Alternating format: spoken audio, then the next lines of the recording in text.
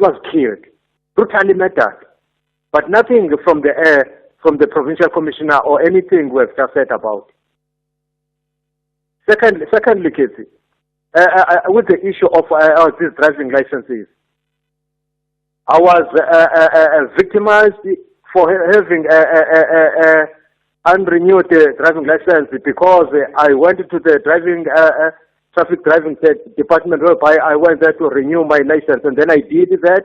Then I waited for the period that I was told to wait, and then when I went there to collect my driving license, it was said there are technical problems with the printing machine. Then at the roadblock that was here in Tizana, I was issued with a heavy license, which when the traffic officer was issuing me the license, I told him that there is a problem, and then the officer turned to me and said he knows nothing about that, as if I was lying, That's how at the lower level of the food chain we are victimized.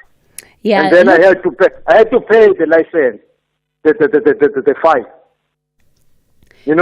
Sometimes, Anonymous, I wonder if some of these officers are not doing this deliberately, because the problem, the technical issue with the printing of the licenses, it has been ongoing for some time. So if you're able to produce the evidence that you have gone, you are waiting, they shouldn't be making you pay twice for it. Yeah. You know what? After you pay for this driving license renewal, there is nothing of a receipt from the office that you are issued with. Only the thing that they want you to pay, you have to pay more again for a temporary license. No, but Anonymous, when you pay, you don't get a receipt when you pay? No, you don't get a receipt. Instead, they tell you to have a temporary license. There is no receipt in the Eastern Cape, in Tizana. There is nothing like that. You are told to pay, and then I went there to get a printer. Just give me a print. No, they said they are not doing that. We are highly victimized because we are calm. Oh, no. That is the problem, All right, Anonymous, thanks for raising that with us. I know it's also an issue that the Morning Brief tackled this morning, in as far as how long or how much longer then are people going to be expected to wait for when it comes to the issues that we're experiencing with the printing machines. All right, it's time for your latest news headlines. We'll continue on the other side of this. Good morning, I'm Anne Musa. In the headlines, ANC National Spokesperson Mahlengi Bengumutsiri says the call for a minister's resignation can only be justified if there's a failure to adhere to specific policies. Her comments follow the EFF's call for the Finance Minister Enoch Godongwana to resign after a court ruling which suspended the VAT increase, preventing the tax hike from taking effect on Thursday. The City of Cape Town's fire services say they're concerned that two fire lines in sections of the Table Mountain National Park are creeping towards Chapman's Peak. And City Power has halted all restoration work in Vezinyawo in Alexandra in the north of Johannesburg following the attack and kidnapping of their technicians while on duty. I'll have details on these and other stories at 10. SAFM 104 to 107 nationwide. Leading the conversation.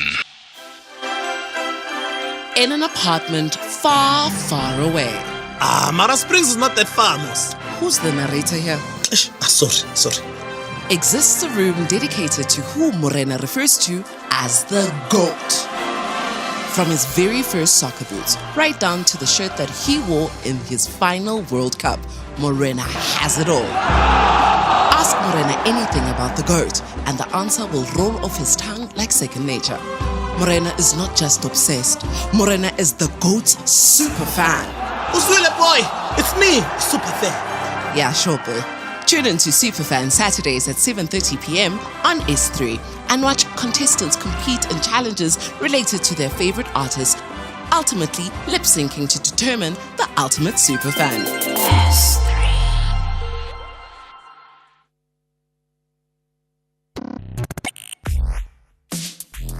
Let's have the conversation.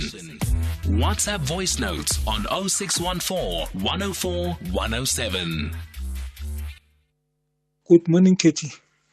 I would like you to talk about higher education, whereby foreign lecturers have been given preference over South Africans, and some senior foreign lecturers are having preference for one of their own, while South Africa are being outlined, while South African are being pushed aside.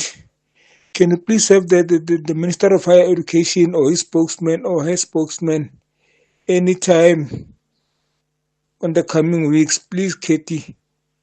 We've been hearing this on the news for quite some time, week in, week out, in different higher institutions, places. Thank you very much, Anonymous from Soweto. Morning, Cathy. The reason why are they asking or saying there must be a change in GNU are those parties who looted our tax, and the DA is a stumbling block there. Otherwise, they are lying, saying that they are going to fight for black people. It is cold outside GNU, Cathy. That's why this talk is not going to stop. They're fighting with the bones. With the bone. Thank you, Cathy. Morning, Cathy. You know, South African politicians, they don't take us serious. What is there to investigate about that 34 million rand that was spent on renting offices, whilst the Gauteng province has vacant offices that were not in use? So what is there to investigate? Why setting committee to investigate if you know there is a letter that was that has a signature that approved that particular tender? Why are you not arresting that particular individual? You know, and you remember that even during COVID, Lusufi spent millions and millions of rand fumigating the classes that were not in use for 3 months, knowing very well that COVID, by that time, it was long dead. As scientists report that it could only last for 3 days. Yet that guy, he fumigated after 3 months. So that funding also, it subsided and it died down like that. So it's the same thing. This guy is not to be trusted. Yeah, Cathy, siyabonga. That SAFM today will be focusing on Ibrahim. And I'm glad that you've already said we'll be focusing on his leadership, what the Western are doing or trying to do to the guy Ibrahim, what he has able to achieve, and not like the other show where we're just focusing on the so-called negative things about him. So I'm looking forward to the conversation, Cathy. Siyabonga. Yay! Have a good one, Cathy. It's Midday Durban. Geez, Midday Durban. I'm glad you're very excited about the conversation that we've scheduled for the final hour of the show. One of our listeners says on text here that the EFF has long-standing political blackmail of the ANC.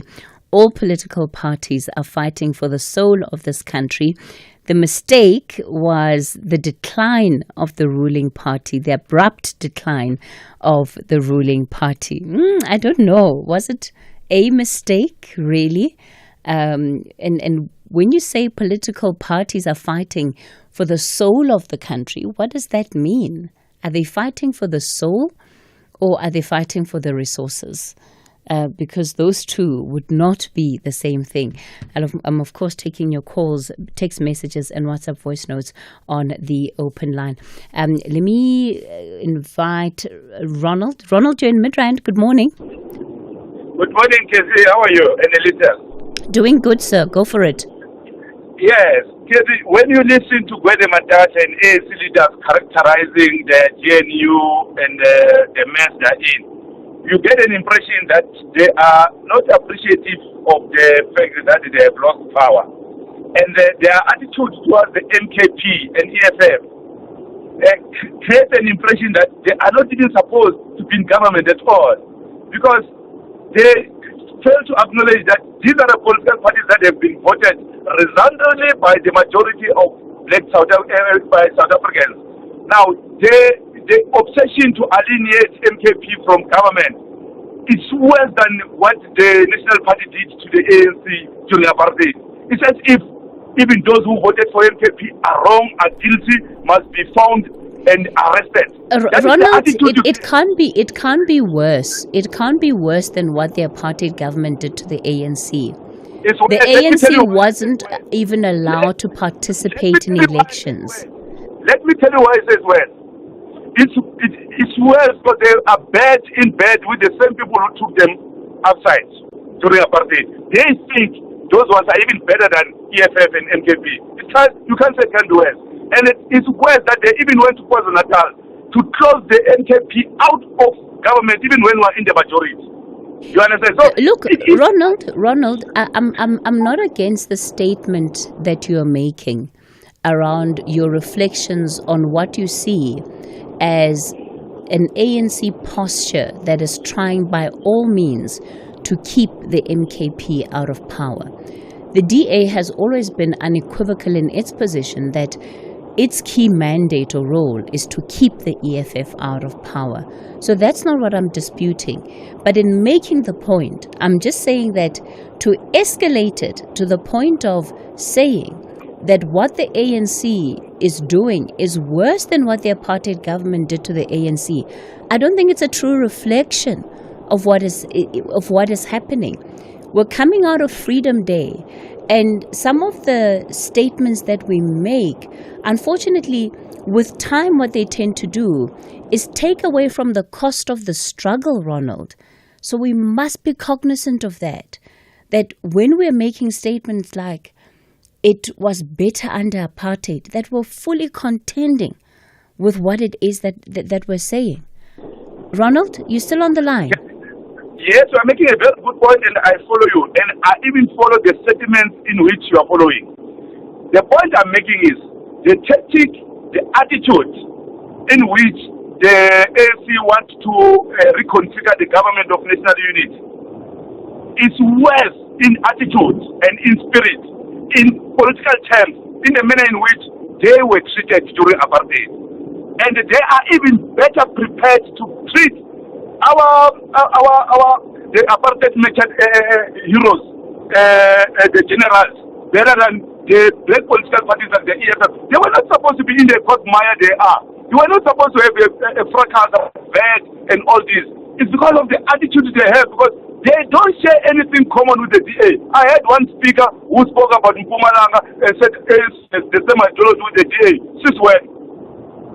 Well, that was also the insinuation of the chair of the ANC. If you listen to that clip, that is what he was insinuating to an extent. See, that's why we got even a bad deal from the negotiations, because the impression is that they were negotiating with their friends. We've got a bad deal on land, got a bad deal on economy, got a bad deal on everything from the ANC during these negotiations, because they are not as aggressive as they are towards black political parties now, who share common vision, who share common ideology, who differ only on semantics and syntax of their policies. That's my take, Cathy. All right, Ronald, thanks for that view. Ronald out in Midrand. Let me go to just down the road, Parktown. Bule, good morning. Cathy, how are you? Well, thank you. Go for it, Bule. Yeah, I'm fine. Do you remember call that guy Ali Metane from the PC Rane? Yes, I do. We had him in studio, him and his colleague, actually. No, I think he was just by himself. Yeah, he was just by himself in studio, yes. Yeah, I limit and then I am complaining about the company of the security deducting our money and do everything. Now, as I was complaining about the payment of the officers, when you come at George Mukari Hospital, you will be ashamed because the officers, they are not getting paid. They are going to the kitchen, asking food for those who are working to the kitchen, even at the wards. It's very much painful. People, they don't have food. And to my surprise, Cathy, I don't know if the department, they take action or what, because this company, as I remember well from this last week, Sowetan on Friday, this company, the same company who is working in George Mukari, lost a case in Johannesburg High Court about the officers who were complaining about their the preferred money, 96,000, 87,000.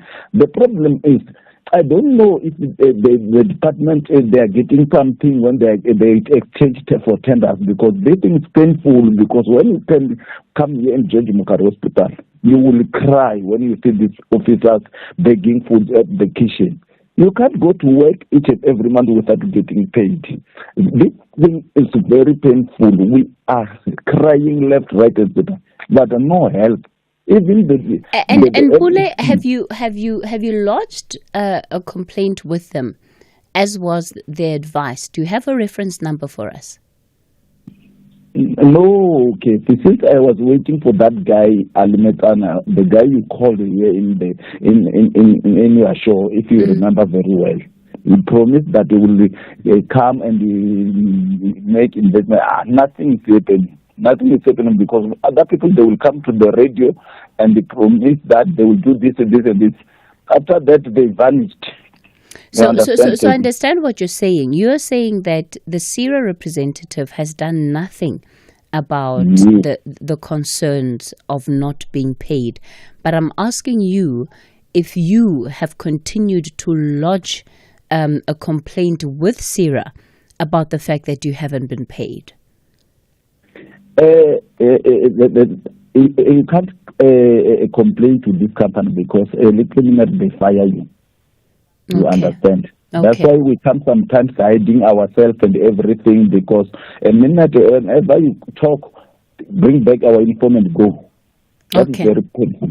All right. Okay, Pule, we're going to have to follow up with them. We're going to have to follow up with them to find out what is happening, because you are right. He did commit to looking into why the security guards at George Mukari Hospital had not been paid. So we'll have to look into that one, but perhaps also reach out to the hospital too to find out what is happening. Let me go to Bajo. Bajo, good morning. Thank you.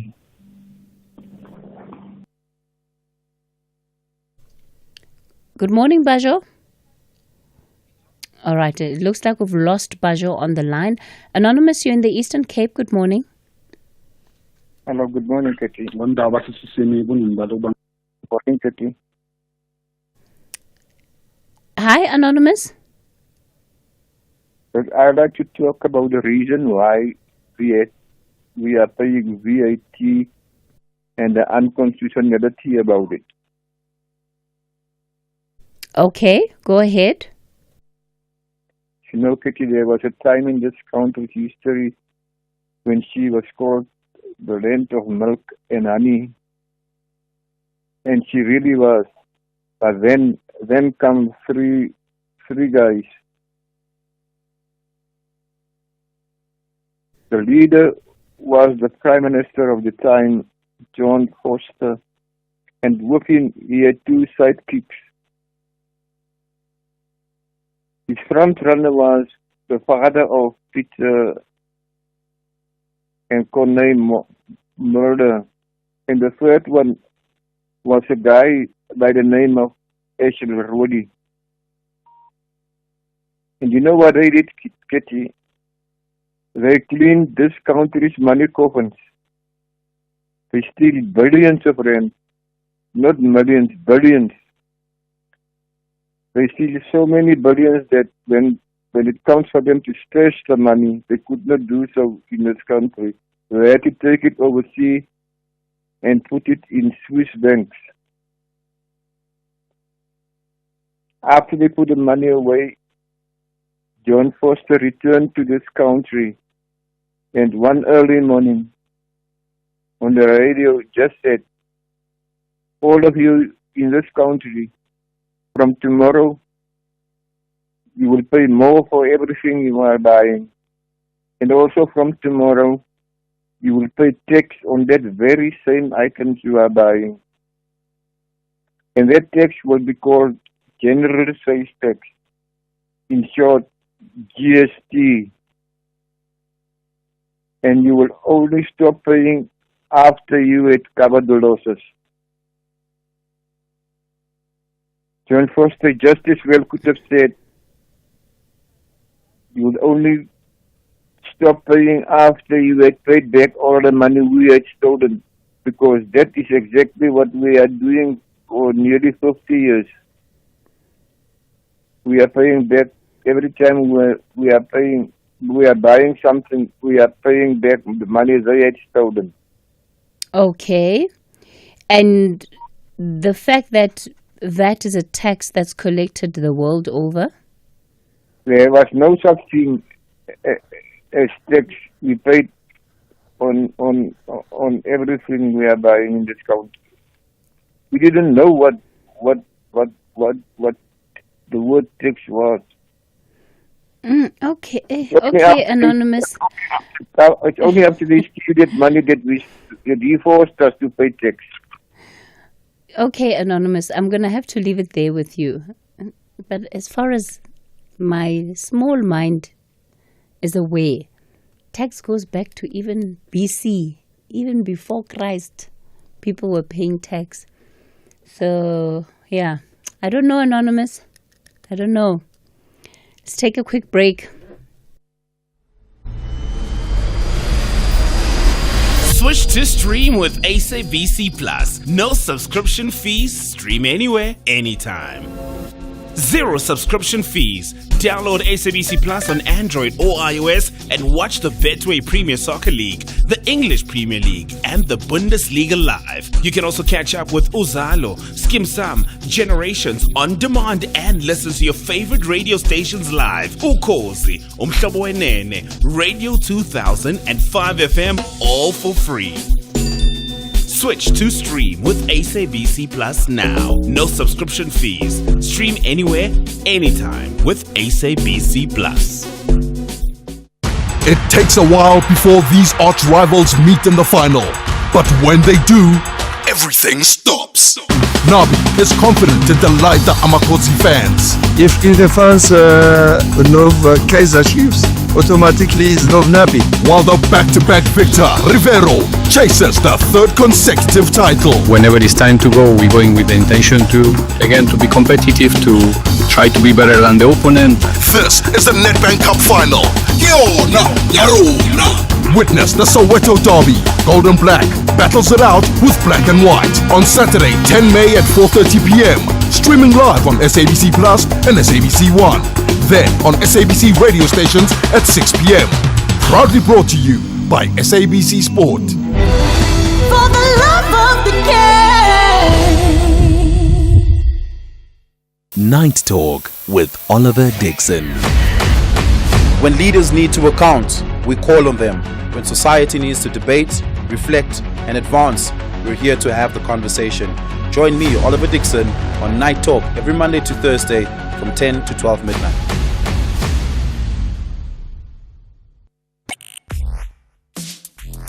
Let's have the conversation. WhatsApp voice notes on 0614 104 107. Good day, Cathy. As highlighted in Tulas's show, the driver's license machine is not working. I mean, I applied for a driver's license in February, and every time I go to the testing department, they tell me that they're not printing any licenses because the machine is broken. I mean, what type of mess is this? How can the whole country have one machine, Cathy? I mean, please put on the Minister of Transport for her to answer to the public. How can you not be issuing licenses since January? It's May now, almost May, and no one has received a new license card. It's Eddie from Polokwane. Good morning, Cathy. I'm Sweeto from Guatemala. The obsession of these parties with Ramaphosa will be the end of them. DA will never vote against Ramaphosa to remove Ramaphosa from power because for now, Ramaphosa is the best president at this moment in that parliament. He's the best president that South Africa can have. Therefore, DA will never spoil the country like that. DA is not like EFF and Umkhonto Sisu. Thank you. All right. Thanks for those WhatsApp voice notes. Sydney, you're in Mpumalanga. Good morning. Good morning, Sis Cathy, Sydney, the labor in Akonuk, Bridgeport Ridge. Happy to hear your voice again, Sis Cathy. My sister, I will use a pronoun we. We referring to those who believe in non-racialism in my country, South Africa. Because I can no longer generalize thinking that all of us will believe in non-racialism. Influenced by the mistaken clip you played about of the voice of Comrade Julius Malema. To me, it sounds to me, it sounds as if it may not be a good thing or it's just not fine to have a white person as a president. Then I'll come to this. I believe in South Africa where we are colorblind. We don't measure a judge a person simply because of his color. If John Steenhuisen is competent to lead the country, be it. In the current context, if GNU believes John Steenhuisen can be forwarded to lead the nation, be it. If ANC chooses Barbara Crisis to lead the nation, be it. If they choose Dayton McKenzie to lead the country, be it. We cannot say it cannot be a Dayton McKenzie because it's colored, or it cannot be Barbara Crisis because it's white. The politics of race, they are danger to society, not only here in South Africa, all over the world. In USA, today black African people are suffering certain consequences because the Republicans are in. Look at their Congress, you hardly see black faces or people of color. Simply because they are Africans, then they are excluded. That which we hate in the USA, we cannot promote it here in South Africa. That which we fought before 1994, that let there be no racism, and today we want to promote it in another way. When a person is forwarded forward because he's white, then we don't want him. That is not the politics. That is not the South Africa I want. I only want a South Africa where we are respecting each other, just as human beings. If John Steenhuisen qualifies, or they see him fit to lead the nation, be it. Not only does anyone who qualifies, but when you realize this particular, the way I hate AfriForum because I'm confident that they don't necessarily like us black African people. I will also hate any formation from black African people which appears not to be liking whites or not liking Indians or colors. Because I believe it's a total, there's harmony when people work together. And knowing the challenges of my country before 1994 and now, we are better off when we work together as all of us, black and white, colored and Indian, on the same table. All right. The politics of pushing others aside because of their race, they're just not fine. I've seen we are all contributing to this country, and I realized and studied enough to see what whites are doing in my country. I live here in Akonu.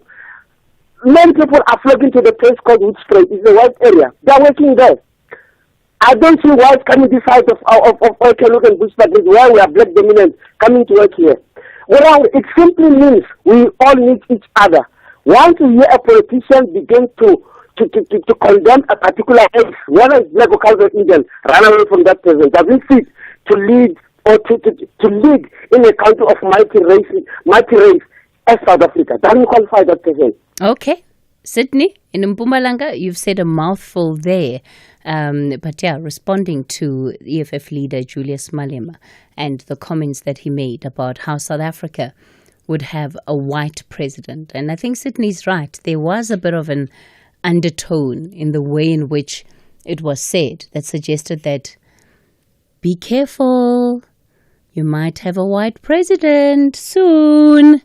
What is that meant to evoke in South Africans? Brian, you're in Soweto. Good morning. Good morning, Cathy.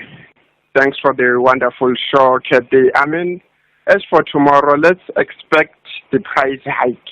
It's not about that the taxi hike did not increase, but something will happen tomorrow. The prices will go up because the nature of our politics is dividing the country left and right and center, because we are being led by politicians. We don't have any leaders in South Africa who talk sense to us. Look at how we respond on the radio.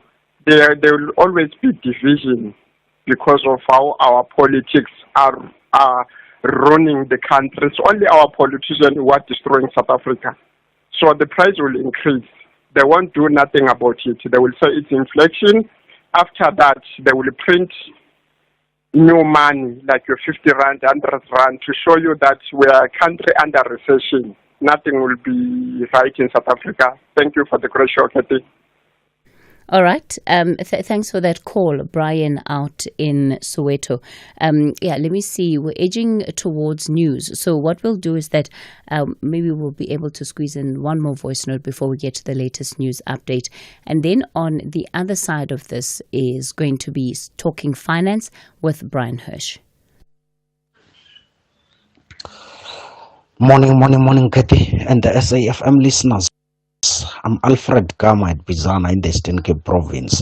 Cathy, I want to blame Gwedemantashe for what he said on the 27th of April, for what he said in Mpumalanga Province, that the people must go to Orania and invade the land there in Orania. That is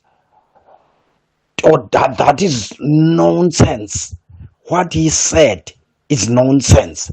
That is absolutely nonsense. What Gwedemantashe said, that the people must go and provoke the white people there. Thank you, Cathy, and the SAFM listener.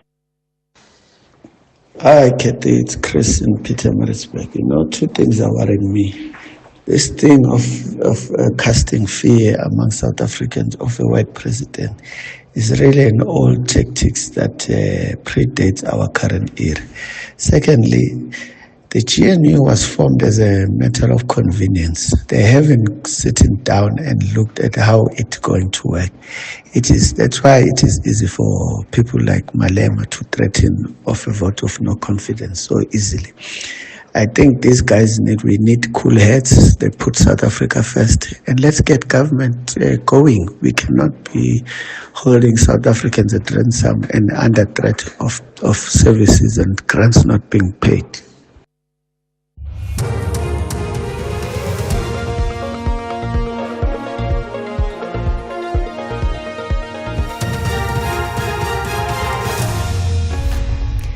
In our top stories, arson suspect arrested for Table Mountain fires and Liberals win the Canadian election.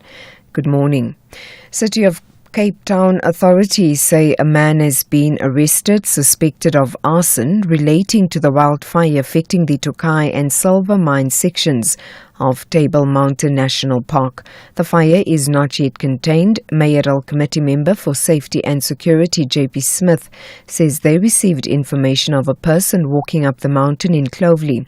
He says law enforcement officers found the person close to a started fire in the mountain away from the fire line. The man was arrested yesterday on charges of arson. The blaze started on Friday. Helicopters have been water bombing affected areas to assist ground crews. There has been no structural damage reported. About 3,000 hectares of vegetation have been impacted by the fire. Gauteng police have opened a case of arson following a fire incident at Rivoli Secondary School in Johannesburg. The blaze ravaged about 11 classrooms on Saturday evening before it was extinguished by firefighters. No injuries were reported and the exact cause of the fire is still subject to an investigation. Gauteng police spokesperson Mavela Masondo. A team of senior detectives that includes forensic science laboratory members has been established to investigate the matter and to trace the person or people responsible for the burning of the school.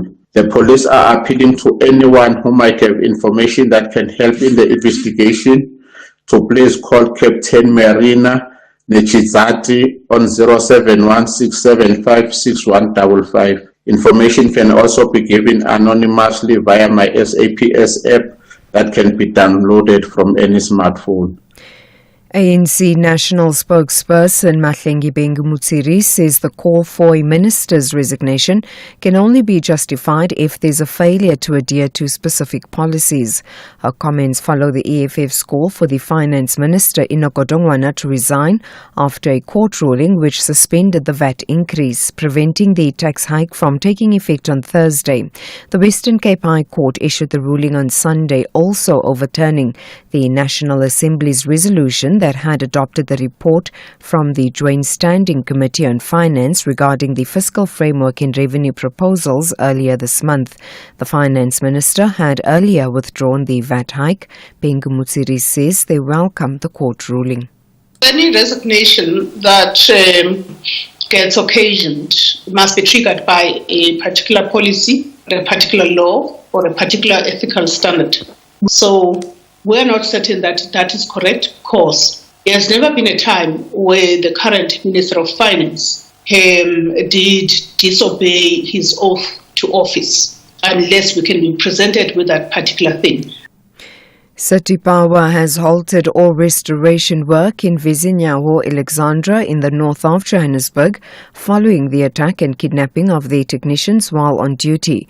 Several individuals approached and seized the keys of 3 City Power vehicles, demanding power to be restored.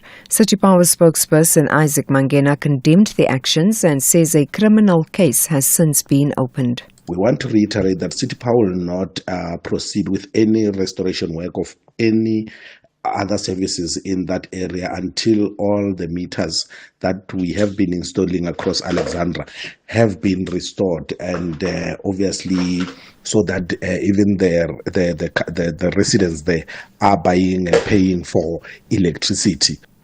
And finally, the Canadian Prime Minister Mark Carney has declared victory in the country's general election. It's not yet clear whether his Liberal Party has won enough seats to form a majority government, but the results represent a remarkable comeback, helped in part by the healthy reaction to US President Donald Trump's demands. Addressing supporters in Ottawa, Carney promised Canada would not give in to pressure from Trump. As I've been warning for months, America wants our land, our resources, our water, our country. Never. But these are not idle threats.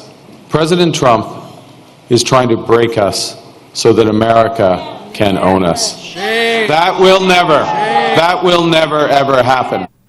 Recapping the top stories, City of Cape Town authorities say a man has been arrested suspected of arson relating to the wildfire affecting the Tokai and Silvermine sections of Table Mountain National Park. The fire is not yet contained. For SAFM News, I am Anne Musa. SAFM 104 to 107 nationwide, leading the conversation. Your Sunday nights are about to get big on S3. We have some of the biggest movie titles that will take you on adventures that you simply cannot miss. Thomas arrives in a glade at the center of a giant maze. The race to escape the maze leads him to a journey. Should they escape, all questions will be answered. Tune into The Maze Runner, Sunday the 27th of April. Maze Runner Darth Cure on the 4th of May. Maze Runner The Scorch Trials on the 11th of May. S3 Blockbuster Movies, Sundays at 7 p.m. only on S3. Open up.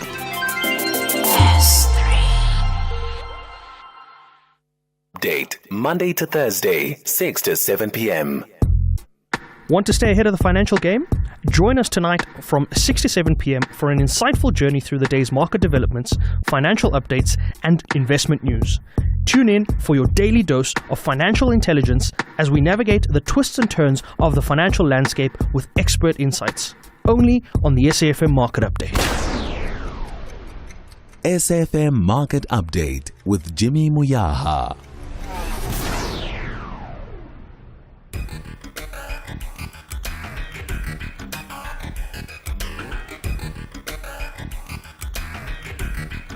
The Talking Point with Cathy Mohlahlana. Weekdays, 9 a.m. till midday. Talking Finance with Brian Hirsch, making sense of your finance. Well, we're getting straight into talking finance today. Brian, aren't you just full of surprises? Yep. Some good news for our listeners. Well, Brian's got good news for listeners. And I must say, 2 weeks ago, when Brian left studio, I had been complaining about the inflation on Easter egg costs. The chocolate Easter egg costs, whether it's the marshmallow ones or, the chocolate ones. But I particularly complained about the bunny, the Easter egg bunny, because I just thought, geez, these prices have just gone ridiculous. Anyway, Brian has rocked up in studio today, clearly having spent a small fortune. I've got 3 Easter bunnies in front of me. The entire team also has their own bunnies. Brian. Good morning to you. Thank you. Yep. Aren't you just so sweet? Yeah, absolutely.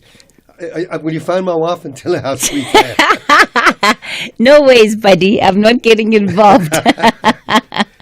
So you've got something that you want to share with our listeners. Yeah, Cathy, some good news for our listeners.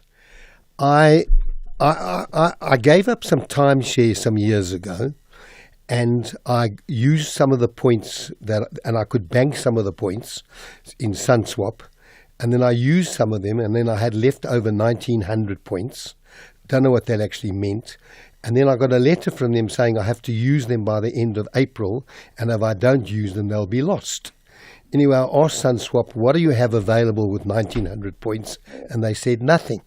So I thought to myself, there must be a lot of people, a lot of our clients who actually have points, and those points then will expire and they'll lose them. So I wrote to them and said, why don't we accumulate all our points together, mass them together, and then let's use them and book some free weeks or weekends for SAFM listeners, for those who deserve a week away at no cost to yourself. So I just want to share with you that I've done that. I've had some unbelievable donations from our clients. We've got approximately, at this stage, around about 11 bookings, 11 free weeks. So this is the task. As one of our valued radio listeners, we'd love... Okay, wait. Here we go. Some good news for our listeners. Oh, so guys, not Peppa Pig.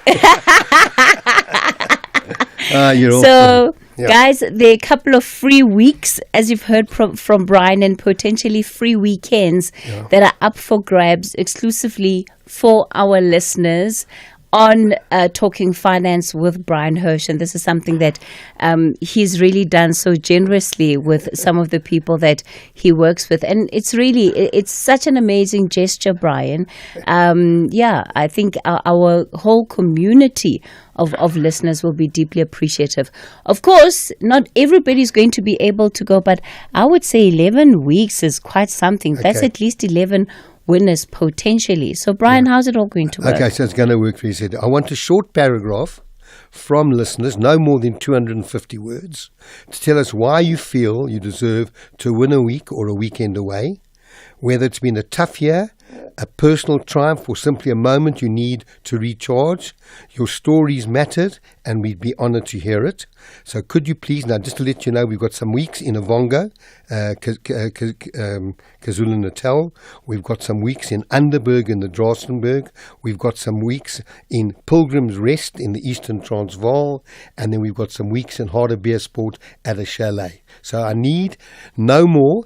And if you've been listening to me and you can confirm in your email who was my first host 31 years ago, that will get you a few brownie points. It doesn't necessarily mean that you will get to the weekend, but you can send in to us to www.bhca.co.za, www.bhca.co.za. Let us know, has it been a tough year? Why do you need? We've got a couple of weekends. We've got a couple full weeks. It's the accommodation is all paid for. I'm keeping it in the provinces because I don't want people to have to travel out. So those are in KwaZulu-Natal, in the Drakensberg, in the Eastern Transvaal, and those in Gauteng. Please 250 words, no more. Why do you deserve a week? We will make a decision, and on next Tuesday program, we will announce who are those lucky people. If we get any more points, then obviously people whose points are maturing or expiring, we'll certainly do it as well. There is a cost which I will cover, the cost of doing the Sun Swap weeks, but you just go away, recharge, and have a good week at our cost. SAFM, the money program that's now been running 31 years. That is absolutely fantastic, Brian. Thank you so much. Okay, guys, I've got a list of the actual accommodation venues. You won't regret. Just take my word for it. You won't regret. And I see here that some of the nights it's if it's for a week, it's 7 nights. If it's for a weekend, it's 3 nights. And, the minimum that you would be able to take on some of these trips is 2 people, maximum 4 people. So you could bring your whole family along. For the 7 nights, minimum 6 up to maximum 8. So, you could really make it a beautiful family holiday vacation. I'm looking at the team around me, and I can see that they wish that they were not part of the team, so that they could start writing their paragraphs today. Cathy, just comment on the dates. Okay, so the dates that we have are dates in May and in June. So you have from the 23rd of May to the 30th of May, and then the rest of the dates are, so basically you're looking at from the 23rd of May right through until the 27th of June. So I would encourage you, get those paragraphs in as soon as possible, because we are already entering the month of May now. So I would imagine that by next week, or at least in the next 2 weeks, we'd have to announce who the winner is for that first week, which is the 23rd to the 30th of May. So, Brian, thank you so much to you and your clients for your generosity. I think these are going to end up in very worthy and deserving hands. So a couple of holidays. Yes, start looking at your calendar, planning, try and start seeing which week can you afford to get your kids out of school, and then write that paragraph for Brian. Yeah, there is some homework. When you're there on the weekend, you have to do your budget. Always talk about having a budget. Wonderful. Thank you so much, Brian. Okay, so today we were also scheduled to speak to Barloworld. We've had so many questions on these Khula Sizwe shares and just what exactly is happening with them. But there's been a minor change there, Brian? Yeah, look, my main conversation with Sandili from Barloworld, I think he's away at the moment, was to understand why the 3 questions was, the scheme was meant to have matured in 2024 at a price of 10 Rand per share. Why the delay? What is the current value? And if you're a shareholder, how'd you get out? And also concerned about the deal that Barloworld is involved in, and how will it affect the share price of Khula Sizwe share price. So we'll go through next week just for 5 minutes to Sandili and ask him to answer some of these questions. All right, fantastic. So today, of course, is the final program of the month, during which we take your questions for Brian, and we'll also deal with just some of the more frequently asked questions that have come up in the month. So the number to dial then, 086 000 2032. That's to get in touch with Brian, 086 000 2032. On the WhatsApp voice note line, 0614 104 107. That's the number you can use for your WhatsApp text messages and voice notes, 0614 104 107. Let's do this. We'll take a quick break, and I'm back with Brian. Save and win a car with Spar for real. Stand to win one of 50 fiery red Hyundai Grand i10 sedans. Buy any participating products and swipe your rewards card to enter. Get 2-liter Coca-Cola regular. Buy 3 for 60 Rand. Plus 100 megs free data on Spar Mobile. Or 80-gram Cadbury chocolate slabs. Buy any two for 32 Rand. Plus 100 megs free data on Spar Mobile. Price is valid until 6 May while stocks last. T's and C's apply. Mara, why? Why is the boss of breaking down spreadsheets now on the side of the road breaking down in a broken down car? Mara, why? Why aren't you insured with Santam, the leading short-term insurer that gives you emergency roadside assistance and home drive services when you need them most? To switch, call 0860 444 444 or SMS cover to 36101. Santam. This is freedom. Santam is an authorized FSP, a licensed non-life insurer and controlling company for its group companies. In an apartment far, far away. Mara Springs is not that far, Mos. Who's the narrator here? Sorry. Exists a room dedicated to who Morena refers to as the GOAT. From his very first soccer boots, right down to the shirt that he wore in his final World Cup, Morena has it all. Ask Morena anything about the GOAT, and the answer will roll off his tongue like second nature. Morena is not just obsessed. Morena is the GOAT's super fan. Uswile boy, it's me, super fan. Yeah, sure boy. Tune in to Superfan Saturdays at 7:30 p.m. on S3 and watch contestants compete in challenges related to their favorite artists, ultimately lip-syncing to determine the ultimate superfan.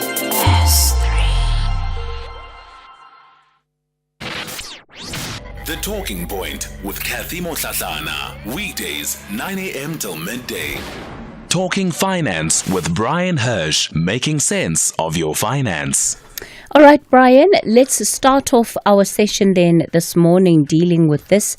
Parents who have passed away money, particularly to minor children, and now you find that those children who are probably adults are struggling to trace those funds, whether it be via pension funds. How else, are the funds that parents leave for their children just untraceable? Well, first let's understand, if parents haven't left a will, it becomes completely complicated. And I've discussed that complications about dying intestate. But this I refer to pension funds. A pension fund has a beneficiary, or it doesn't actually have like a life policy, which has a noted beneficiary, and that payment to that beneficiary will be paid to them. Under a pension fund, we have Section 37C of the Pension Funds Act, which says the following. Any money left needs to be certified by the trustees that first those monies are going to dependents, and then if there are no dependents, maybe in terms of the beneficiary nomination, which is more a letter of wishes rather than a nomination. So if parents pass away and they leave minor children under the age of 18 can't inherit, so it will probably then go into what's called the guardian fund to be protected for that minor child until that minor child becomes a major at the age of 18. But what happens is sometimes one can't trace when, let's say, a parent has died and left money to a 4-year-old gets to 18, they can't trace the money. So the funds have probably been placed in the guardian funds, which is managed by the Master of the High Court. The money could have also been given to the legal guardian, whoever was the legal guardian. Let's say there were two parents, one spouse died, and the money is then paid to the other parent. So maybe that parent used that money. But people obviously can't find that money. So let me share with you where you need to go. You need to go to the Office of the Pension Fund Ombudsman. And the Pension Fund Ombudsman's email is either the Guardian's Fund at justice.gov.ca. And what I'm going to do is I'm going to put this on my website on www.bhca.co.za, which is the same website that you need to send your paragraph to read the potential weekend, or the pension fund adjudicator, and ask them to investigate on your behalf. They will then contact the pension fund on your behalf to find out who ultimately was this money paid to, and then they'll be able to help trace those funds where they are. I don't think those funds are lost. I heard on the radio someone call in some months ago a woman who inherited at the age of 4, and she was now 33 years old. She didn't even know, by the way, that money had been left to her, but there were two younger children. When they reached 18, they received the money, which alerted her. So often people are not aware of that. So I'll put this on our website, and you'll be able to pick up the phone numbers and the email addresses for anyone who may think that a parent had died while you were a youngster, and maybe there was money, as long as they were in employee, particularly the government pension fund, the GEPF, because somehow, people phone me with questions and queries. I'm able to get through to any company. I have no joy whatsoever getting hold of the Guardians, the government pension fund. It's absolutely impossible. So if I can't get through, I feel very sorry for so many people. But there is an ombudsman, and you can get hold of that. So Brian, as somebody who believes they might have some kind of funds or inheritance that has been left to them, how should you have to be? Is it okay to approach them even just with a suspicion that, yes, my mom was a teacher, these are her details, yeah, please check. Yes, you're going to have that information. Yes. Yeah, please check with them first who these monies paid to, and if you don't get any satisfaction, because they have all these records, they will say, well, we paid it to, we paid to majors, we kept your money aside, your money was put into the Guardians Fund, or it may have been given to your other parent who was alive to maintain you, but you can get that information. If you don't get that information, that's when you go to the Ombudsman. So you won't be told stories like you are not the executor of a will because, if they want you to show a will, but maybe there was no will, or where you have to show what authority you're approaching them with. Yes, you probably will have to satisfy them who you are, because we're all governed by POPI, which is Protection of Personal Information Act, and you may have to prove who you are. Can't just have you contacting anyone. So there is some work to be done, but it'll be well worth it, and at least it'll satisfy you exactly what happened to those funds. All right. Thanks for that, Brian. And, staying with the issue of parents leaving assets for children, there was, of course, another issue that came up this month, which is around building a nest egg for children, how to safeguard the financial future of our children. Yes, and there are two components here. The first component, if you die prematurely, have you got life insurance to protect your children? Firstly, get rid of the debt in your family, educate your kid, that children can be educated and then maintained. Education is one thing, but you've got to feed them. They're the bills of life. So I think it's very important from life insurance point of view. People working for companies, if you're a member of a pension or provident fund, you probably have a multiple of salary, and you need to check with your pension fund, what does that mean? And that may be sufficient cover, but remember, if you leave your employee, you lose that cover, although there are options to convert the cover at not the group rates, but at costs without a medical. So you need to make sure that's the one side. And obviously you're going to be talking about, how do I now educate my children? How do I put money away? And that always depends on time horizon. I often have people saying, I've got children who are 15 and 16 and they're going to go to university in 2-3 years' time. There isn't much time you can get there in terms of investing money, because a short-term time horizon of 2 to 3 years, you want certainty, you want security, and therefore that money needs to be probably just invested in money market accounts. But if you've got young children, you certainly can be thinking about investing. And certainly, in my view, I think the Satrix and Signia funds, which give you an opportunity, that's really just, they have so many funds under them. I believe if you've got a long-term time horizon, I would much prefer to be invested offshore, and let me share the two reasons for that, and that's the reason why anyone should be offshore. Firstly, if you look at South Africa's employment rate, our unemployment rate. Our unemployment rate, and this is statistics, is around about 35.6%. The rest of the first world countries around about 5%. So the first thing is, which countries in the world have people who've got spending power? We don't have spending power in South Africa, and therefore I'm saying to myself, if we don't have spending power, then maybe that's why I want to be offshore, invested in companies where many people who are working and we don't have such high unemployment rates can invest. The second reason, if you look at the component of an equity market and you look at the construction, the markets are divided into different sectors.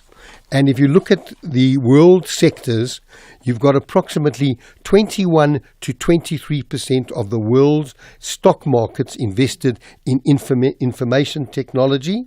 You've got another 9% invested in healthcare, a further 8 to 9% in communication, and a further 7% in payment systems such as MasterCard, Visa, American Express, Dinah, PayPal, and all those systems. We don't have those companies in this country. South Africa does not. That doesn't mean we have bad companies, but if you haven't got consumers who've got money who are spending, and globally you want to be invested in first world industries, we don't have them in South Africa. So go to Signia, go to Satrix, and buy yourself an offshore fund. I like the exchange traded funds, and again I'll put that on my website where you can go and where you can invest. I can't do it for you because you've got to do it direct, but you can go in and I'll give you some guidelines. That's for the longer term. Anything 5 years longer. Remember, when you're putting money away monthly for 5 years, only the first month is there for 60 months. Your second month contribution will be there for 59 months because you've already used up 1 month. So you've got to understand as well. So the longer you've got, the more you're going to invest in these particular companies. All right, we're going to continue the conversation with Brian Hirsch. We're dealing just with questions today. Remember, you're more than welcome to raise any question directly with Brian. We're just starting off with some of the frequently asked questions of the month and things that we felt we needed to come back to just for points of clarity. So the number to use is 086 000 2032. That'll take you to our studio line, 086 000 2032. On the WhatsApp voice note line, 0614 104 107. It's 10:30 now. Time for your latest news headlines. Thank you, Cathy. On the news headlines on SAFM, I am on Delambana, and a very good morning. City of Cape Town authorities say a man has been arrested, suspected of arson relating to the wildfire affecting the Tokai and Silver Mine section of Table Mountain National Park. The fire is not yet contained. ANC National Spokesperson Mahlengi Bengu Mutsiri says the call for a minister's resignation can only be justified if there is a failure to adhere to specific policies. Her comments follow the EFF's call for Finance Minister Enoch Godongwana to resign after a court ruling which suspended the VAT increase, preventing the tax hike from taking effect on Thursday. And engineers have been working through the night to restore power to networks in Spain and Portugal after an almost total power outage hit both countries. A full update follows at the top of the hour.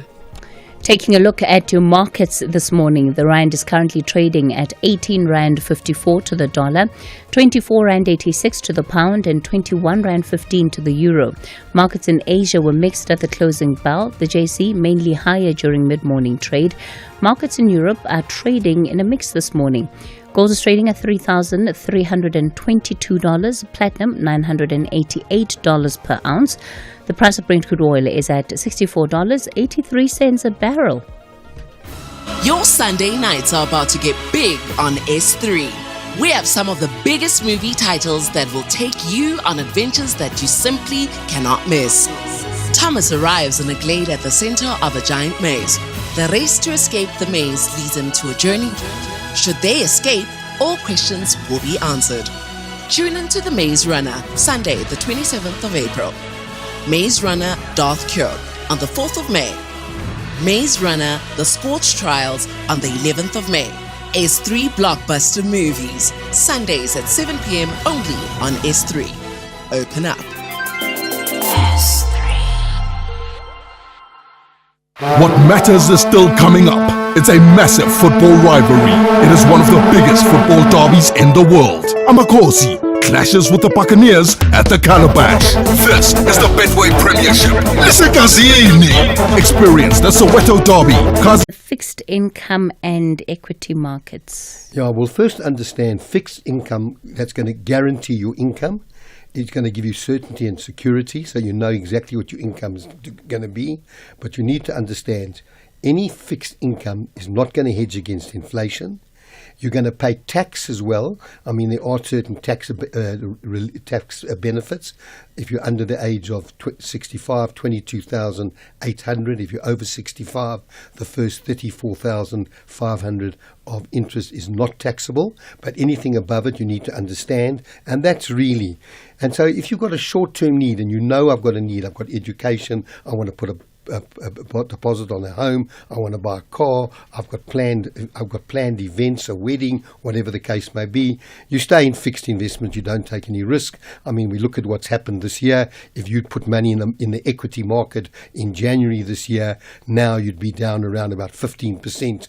That's certainly, now people are saying to me, but I don't want, and so when you're looking at equities, you're looking at fluctuating returns, but over a long period of time, you will beat inflation. Markets do recover, even though markets are down. We've already seen in April, we saw the first 10 days of April, markets absolutely tank. We saw them just falling, and we've seen the last 18 days, 17 days, markets picking up again.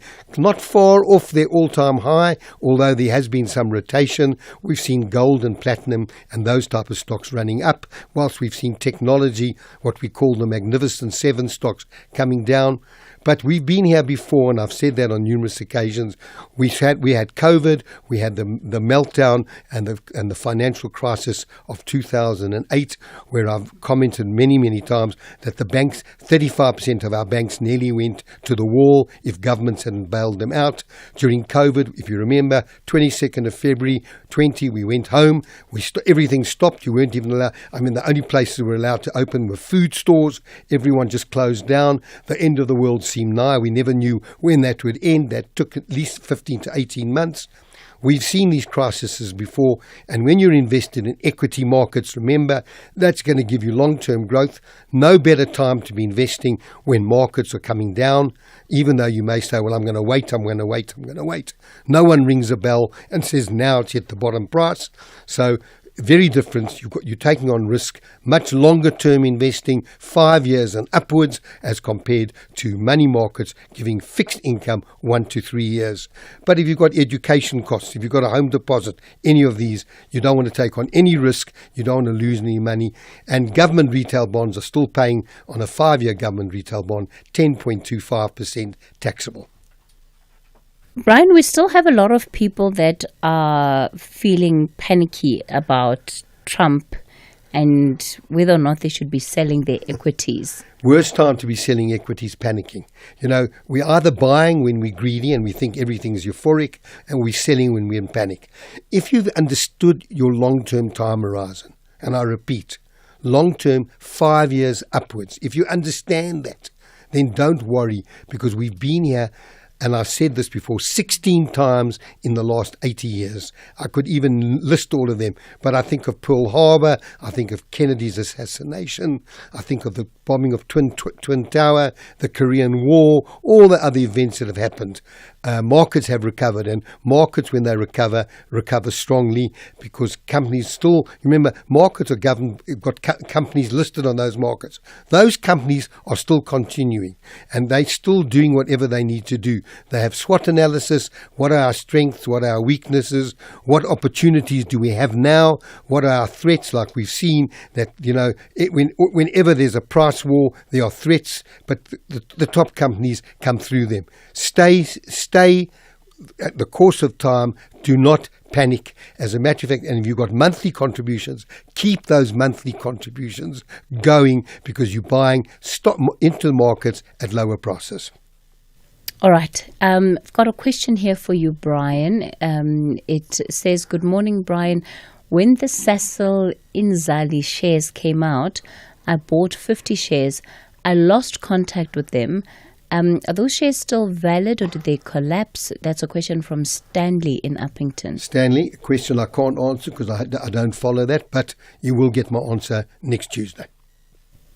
Let me go here. One of our other listeners is asking about pension payouts from the former Bob and other TV stations. There's a link that they have shared, and basically they're asking people to come forward and claim. I think this is also one of the questions that we'll need to follow up on internally to find out what is happening. It's a message from Tlagi in Centurion. Tlagi has sent us the link. And, Tlagi's asking if this is true or if it's a scam. Okay, please, will you send that? Will you get the studio send that to me, and I'll also investigate that. Yeah. Report back next Tuesday. Yeah, we'll certainly need to find out what is happening there because it does seem that there is something strange about that. Is this something to do with the Bob card? I don't know. Do you know, many years ago, Barclays Bank, their head was Bob Aldworth, and they started the Bob card. But I haven't heard a question asked on that. But you'll send it through to me, and I'll try and answer it next Tuesday. Okay, yeah. We'll also have Bob Broadcasting. And Cathy, just for new listeners who may have joined the program, I deal with financial questions on this program. I can answer 90% of them, but there's some that are so obscure that time we've forgotten about them. That's why I say I'll come back next Tuesday. If you ask me something that's I should know, I'll have the answer for you now. But if you ask me something that needs to be investigated, the best thing is, never ask a stupid question. You can only get a stupid answer. It's best to say, I'll investigate. Absolutely, Brian. And of course, we are taking your questions on the WhatsApp line 0614-104-107. You can send them through there, your WhatsApp voice notes and text messages. That's 0614-104-107. And on the studio line 086-000-2032. Barbara wants to know. Barbara says, my dad was a journalist for the Sunday Times and other newspapers before 1994. We've been trying to trace his pension. Is there any hope? What can we do? Can you assist? Yeah, you should. When you say your dad, I'm assuming now you may be commenting that your dad has passed on. So if your dad has passed on and he received a pension, then depending, pensions don't just continue in perpetuity. Normally what happens is a percentage of that pension will go to a surviving spouse. However, he may have taken the pension himself from the Sunday Times and bought his own pension. If you contact me on www.bhca.co.za, we will make some inquiries to see if we're able to establish anything. We will need all the details of your father, his ID, if he's, who he worked for, and all those details in order for us to try and trace it. Because Sunday Times is still going. I mean, it's part of the media world. Yeah, absolutely. Yeah. So it shouldn't be that difficult to track down, but you never know. Look, pension funds keep their records. They keep their records. I mean, and with computerization, so much easier. I mean, I first started in the 60s. It was all paperwork, all little cards. We had those little index cards and all those things. But today, it's in the last 30 years, it's all computerized. Okay, so I've got another question for you, Brian. This listener says, please help me understand why the Department of Justice says that if your home, which formerly belonged to the deceased, is worth more than 350,000, then we as dependents are forced to find ourselves lawyers who will go to the master of the High Court and claim the deceased monies from GEPF. So the little that we will get will then go to the lawyers. It's very unfair, this listener says. Okay, well, I have mentioned earlier on, and it's funny today, I don't have all the answers. This is one of these mornings. Please, someone phone in and ask me a question that I can answer. I'm starting to feel quite inadequate. But I'm going to put onto my website, www.bhca.co.za, where you can contact the ombudsman and the adjudicator, certainly to find out details, and you can pick that up and then make contact with them. They will have records. I don't understand, and I cannot get any information out of the GEPF. When it comes to the Master's Office, Brian, are we seeing any more progress in as far as the backlogs of dealing with them? Because that, of course, has been a long-time complaint of a lot of our listeners, that there's simply no joy when you're dealing with the Master's Office. You must remember there are different Master's Offices, so it depends, Johannesburg, Pretoria, Durban, Cape Town, whatever the case may be. They are going to be doing a lot more online. I don't have an answer where they are, so it's another question. So I think next week all I'm going to do is answer the questions from this week. But I'll find out where we are in the Master's Office, how it is. But I certainly have seen letters of executorship and executorship coming through from the Master's Office a lot quicker. But there's still enormous delays, not only in the Master's Office, at SARS. Before you can finalise an estate, you need to get letters from SARS confirming your calculations based on 1, tax, 2, CGT. And there's such a delay, and I just don't understand why there's a delay. But with SARS at the moment, with the two-pot system and so many people making use of the two-pot system, they are a little bit overworked. And remember, good time to be contacting SARS, because we start the tax season again on the 1st of July. But I'll check up on the Master's Office. All right. Thanks for that, Brian. One of our other listeners who says, good morning, Brian. What advice do you have for a 36-year-old with a 1-year-old child in terms of investing and saving for the future for the child and for the parent? Okay, well, my first question is, the 36-year-old's got one child. I would imagine you've got life cover, because God forbid something happens to you, who is then going to look after the child?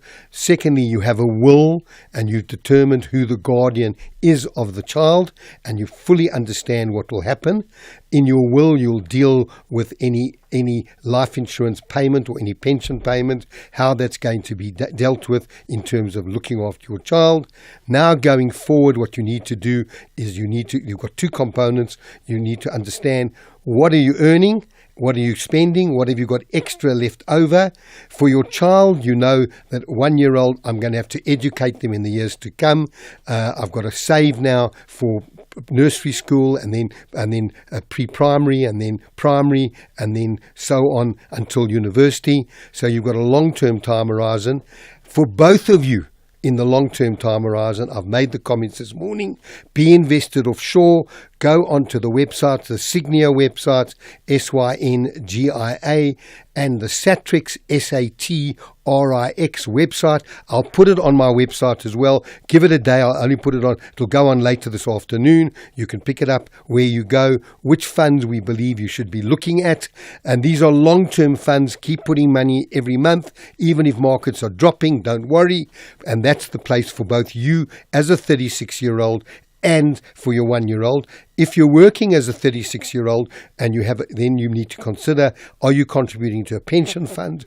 And perhaps you're 36-year-old, maybe you need to talk to a financial advisor. Again, if you send me a note and tell me, are you working? Maybe I can put someone onto you to help you get more clarification and help you through what I call the financial puzzle. All right. Thanks, Brian. Somebody else says, it's anonymous here. Anonymous wants to know, what should one do to check if the deceased parent or parents has shares anywhere? Look, there's no central register. There's something like 400 or 500 shares. There's 1,800 unit trusts. There's no central register. You can go to bank statements and have a look whether any debit orders being met on a monthly basis to see if there's any, because most contributions made on a monthly basis, either to life insurance companies or investments house, will be done by way of debit order and come off bank statements. So you need to look at those bank statements. The bank will give you past bank statements, and certainly if you're not the executor. No, if you're not the executor, you can always talk to the executor, get those bank statements. That's the first place you can go. Then you've got to go through all the papers, and that's why I talk about a life file. Maybe next week's also time to talk about the life file. I've actually put together a booklet on the life file. It's a very comprehensive booklet of what you need to do. I'll talk about that next week, but then you've got to go through all the papers and see if you can pick up anything with an Old Mutual, a Liberty, a Sanlam, a Glacier, an Investec, all the brands that you may pick up some information. But unfortunately, if you know the person had shares, say we had that question about Sasol and Zala, maybe if people had shares in Sasol, maybe you can go to the register and say this is the person's name, this is the person's ID number, but you can have that information. But not when it comes to life insurance, retirement annuities, pension funds, anything like that. You can pick up that debit orders of bank accounts, and if your parent was working for a company, you can talk to the company. All right. I'm going to take a quick break, and I'm back with more of your questions for Brian. Join us Tuesday on Afternoon Express as Mohlahlana Damase reveals tips and tricks she used to become a makeup and beauty legend. Tando Tabete shows us with hard work and dedication, anyone can reach their dreams. Social media star and sneakerhead Kim Jade shares a day in her life. Interior designers Silvio Rick and Leslie Carsten give us a tour of their stunning home. That's Tuesday at 6 p.m. with repeats on Sundays at 8:30 a.m. only on S3.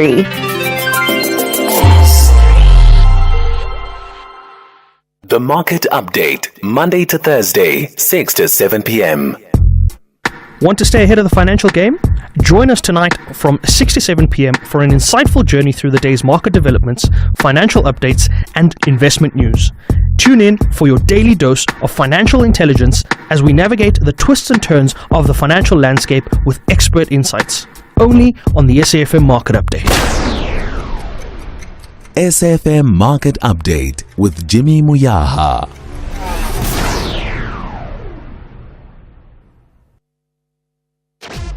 The Talking Point with Cathy Mohlahlana. Weekdays, 9 a.m. till midday. Talking Finance with Brian Hirsch, making sense of your finance. We continue the conversation with Brian Hirsch. Danny, you're in the Eastern Cape. Good morning. Yes, good morning, Danny. Yeah, I have one or two questions about life insurance for Brian. Yes, Danny. Okay, I have taken obviously a life insurance cover out where my wife is a beneficiary some years back, and but obviously the premium has grown and grown and grown and become more and more the monthly premium. And I'm now in my 70s and self-employed, and I can see a stage where it's going to be getting difficult to keep up with it. But the question I want to ask is it possible to ask the company to not increase my premium on a yearly basis and freeze it where it is currently? Okay, there are different premium paying patterns. Some policies are flat, and certainly the policies sold many years ago. I mean, I think of my own policies I bought out. Those were premiums where you guaranteed your premium and your sum insured for life. Now we've got these, what they call review dates, where these companies review the premiums every 10 years. Some even review them earlier. The third payment is where your premium increases based on your age. And as you get into the 70s, so the escalation is that much greater. You can ask them to stop increasing the cover. You also have another alternative, and many of my clients have done this, because maybe your need for life insurance today is not as major as it may have been. You know, life insurance is about need to have and nice to have. So maybe what you need to do now, maybe you and your wife now at a later stage in life have got some pensions coming through to you, which will also help offset future costs in the event of your death. So maybe you could, I've got one particular client, his premium's gone up enormously. He's actually going to reduce his cover from the 100% he's got at the moment to 60%. You can reduce it to 80, 70, whatever the case may be, to bring the premium down. You can ask the company about a new premium paying method, maybe confirming the premium at these levels. Which company are you with? Hold Hollard. Yeah, you can talk to them. All the companies are pushing up their premiums. You know, they estimated they would achieve a certain rate of return and life expectancy and certain percentage of clients. The actuaries would have calculated what was the death claims versus premiums collected.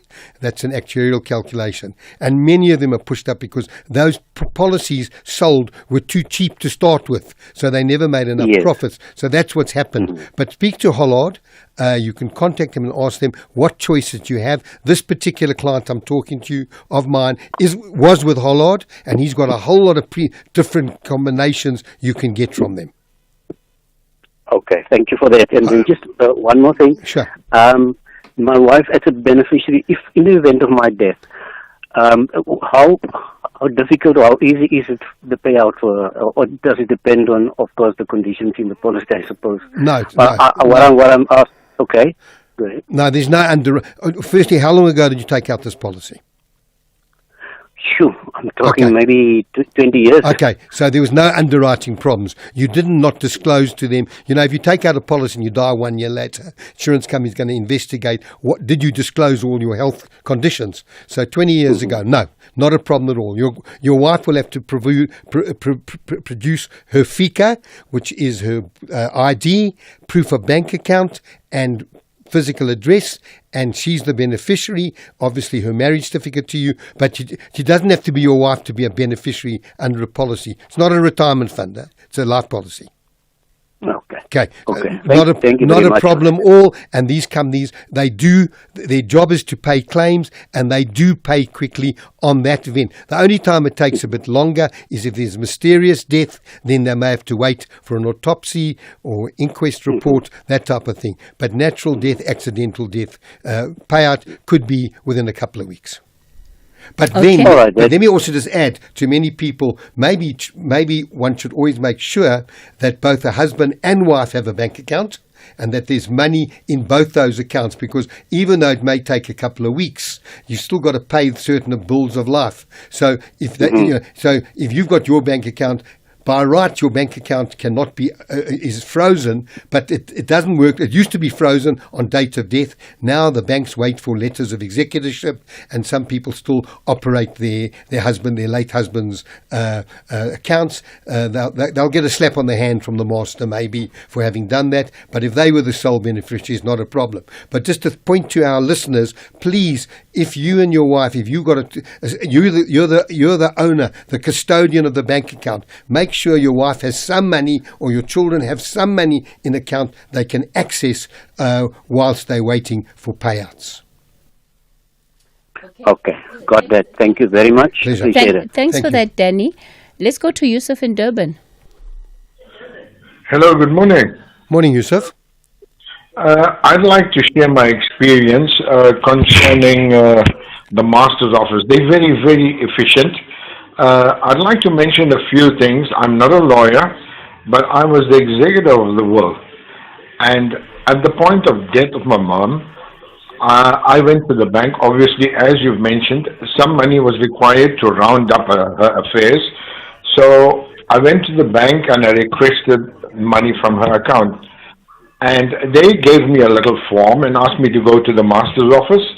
And when I arrived at the master's office, they gave me another form to take to the beneficiaries of that will and get it signed, so they agree that I am the official executor to that will, and return it to them, so they can give me a form in return to take to the bank, so that I could remove the money from there to assist with the issues.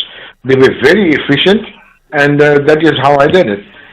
There was no need for the sale of the house and things like that, because Mom had already sold the house and the money was sitting in the bank. So I don't know if it was the correct thing to do. We didn't have any lawyers because the paperwork was given to me by the master's office, and the whole thing took 2 weeks. Yeah, but you did the running, Yusuf. You did the running around. It's so simple. Yeah. It only took 2 weeks, my brother. Yeah. Well done to you. Look, and you talking the master's office in Durban. Yes, that's in Durban Club Place, I think it is, or the town after that. Yeah. Well, that's great to hear, and I am going to report back on the state of the different masters' offices next week. But well done. But yes, look, there's a lot the executor can do. You first had to get letters of executorship that you managed to get quickly. Then you, as your executor, could do certain things. Once you were satisfied there was enough money in the account to deal with anyone that your mother may have owed money to, any outstanding accounts, funeral benefit. Yeah, once you as executor stand by that particular thing, and you have, as you know, you report to the master on every bit of action you take. Okay. Exactly. All right, Thank you Yusuf, very much. that's good to hear. I'm glad that you had such a great experience there. Maybe just the final one, Brian. Tumelo Molefe in Durban wants to know if it's possible for Old Mutual to not pay up life annuity cover, disputing that the deceased was overpaid. Well, on death, the retirement policy comes to an end. And I'm not sure what happened in this particular instance. But again, if you want to go to www.bhca.co.za, send us some details. We'll see whether we can investigate. We will need permission from you. It must be the parties involved who have a vested interest. Otherwise, Mutual will not give us that information. But yes, if they've overpaid. I think about pensions. Certainly people who receive pensions internationally, maybe once a year they have to make sure what they call proof of life. And sometimes someone dies and they carry on paying for 3 or 4 months, and then they're entitled to recover that extra payment, because pension payments stop on death, certainly unless there's it's paid out to both spouses. There's a joint annuity. Okay. All right, Brian, that's where we leave it for today. A couple of questions to answer next week. And of course, we'll then also pick it up with Barlow World and answer and give out the good news to the people who will be able to come. I think next week is too soon. We must do it the week after. Yeah, well, because people are on school break still this week. Okay. So but I can tell you, all those bookings are in my names. I think people around the country think I'm going to have a wonderful month of May and June. Yes, I think let's maybe give people a chance next week as well, and then we'll announce the winners, or we'll start off the week after that with announcing. Yeah, just one thing, please. If you're not available to go away in May or June, it's no point. Only do it if you're available towards the end of May, middle of June, to go away for that week or that weekend. Wonderful. Brian, always a pleasure. We'll see you again next week. For now, it is 11 o'clock. Time for your latest news update.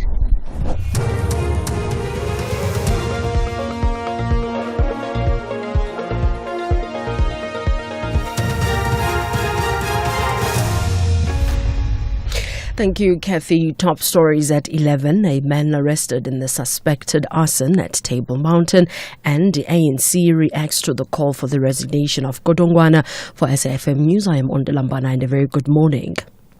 City of Cape Town authorities say a man has been arrested suspected of arson relating to the wildfire affecting the Tokai and Silver Mine sections of Table Mountain National Park. The fire is not yet contained. Mayoral Committee member for Safety and Security, J.P. Smith, says they received information of a person walking up the mountain in Clovelly. He says law enforcement officers found the person close to a started fire in the mountain away from the fire line. The man was arrested yesterday on charges of arson. The blaze started on Friday. Helicopters have been waterbombing affected areas to assist ground crews. There has been no structural damage reported. About 3,000 hectares of vegetation have been impacted by the fire. City of Cape Town's traffic authorities has urged the public to avoid non-essential travel in areas affected by ongoing wildfire in the Upper Tokai in the Table Mountain National Park. Okapsavech has been reopened, but a number of roads remain closed as a result of the fire in the South Peninsula. Traffic spokesperson Maxine Bezaidenhood says the routes are likely to be impacted by traffic being diverted from the closed roads. These are Westlake Drive and Boys Drive, Tokai Road and Swanswyk Road, Old Boys and Boys Drive, Boys and Anderson Road, Main Road and Old Boys Drive, Main Road and Boys Drive, and Main and Clairvoy Roads in Cork Bay. Northern Cape police are investigating a case of culpable homicide after 2 people died in a head-on collision outside Kimberley. Both drivers died at the scene. Provincial Police spokesperson Sherelle Ehlers elaborates. The Kimberley police are investigating a culpable homicide after the death of 2 adult victims in a motor vehicle accident outside Kimberley on the road to Berkeley West. The accident occurred on Monday the 28th of April at approximately 3 o'clock in the afternoon. It is alleged that a bakkie and a truck were involved in a head-on collision. The driver and the passenger of the bakkie died on the scene. ANC National Spokesperson Mahlengi Bengu Mutsiri says the call for a minister's resignation can only be justified if there is a failure to adhere to specific policies. Her comments follow the EFF's call for Finance Minister Enoch Godongwana to resign after a court ruling which suspended the VAT increase, preventing the tax hike from taking effect on Thursday. The Western Cape High Court issued the ruling on Sunday, also overturning the National Assembly's resolution that had adopted the report from the Joint Standing Committee on Finance regarding the fiscal framework and revenue proposals earlier this month. The Finance Minister had earlier withdrawn the VAT hike.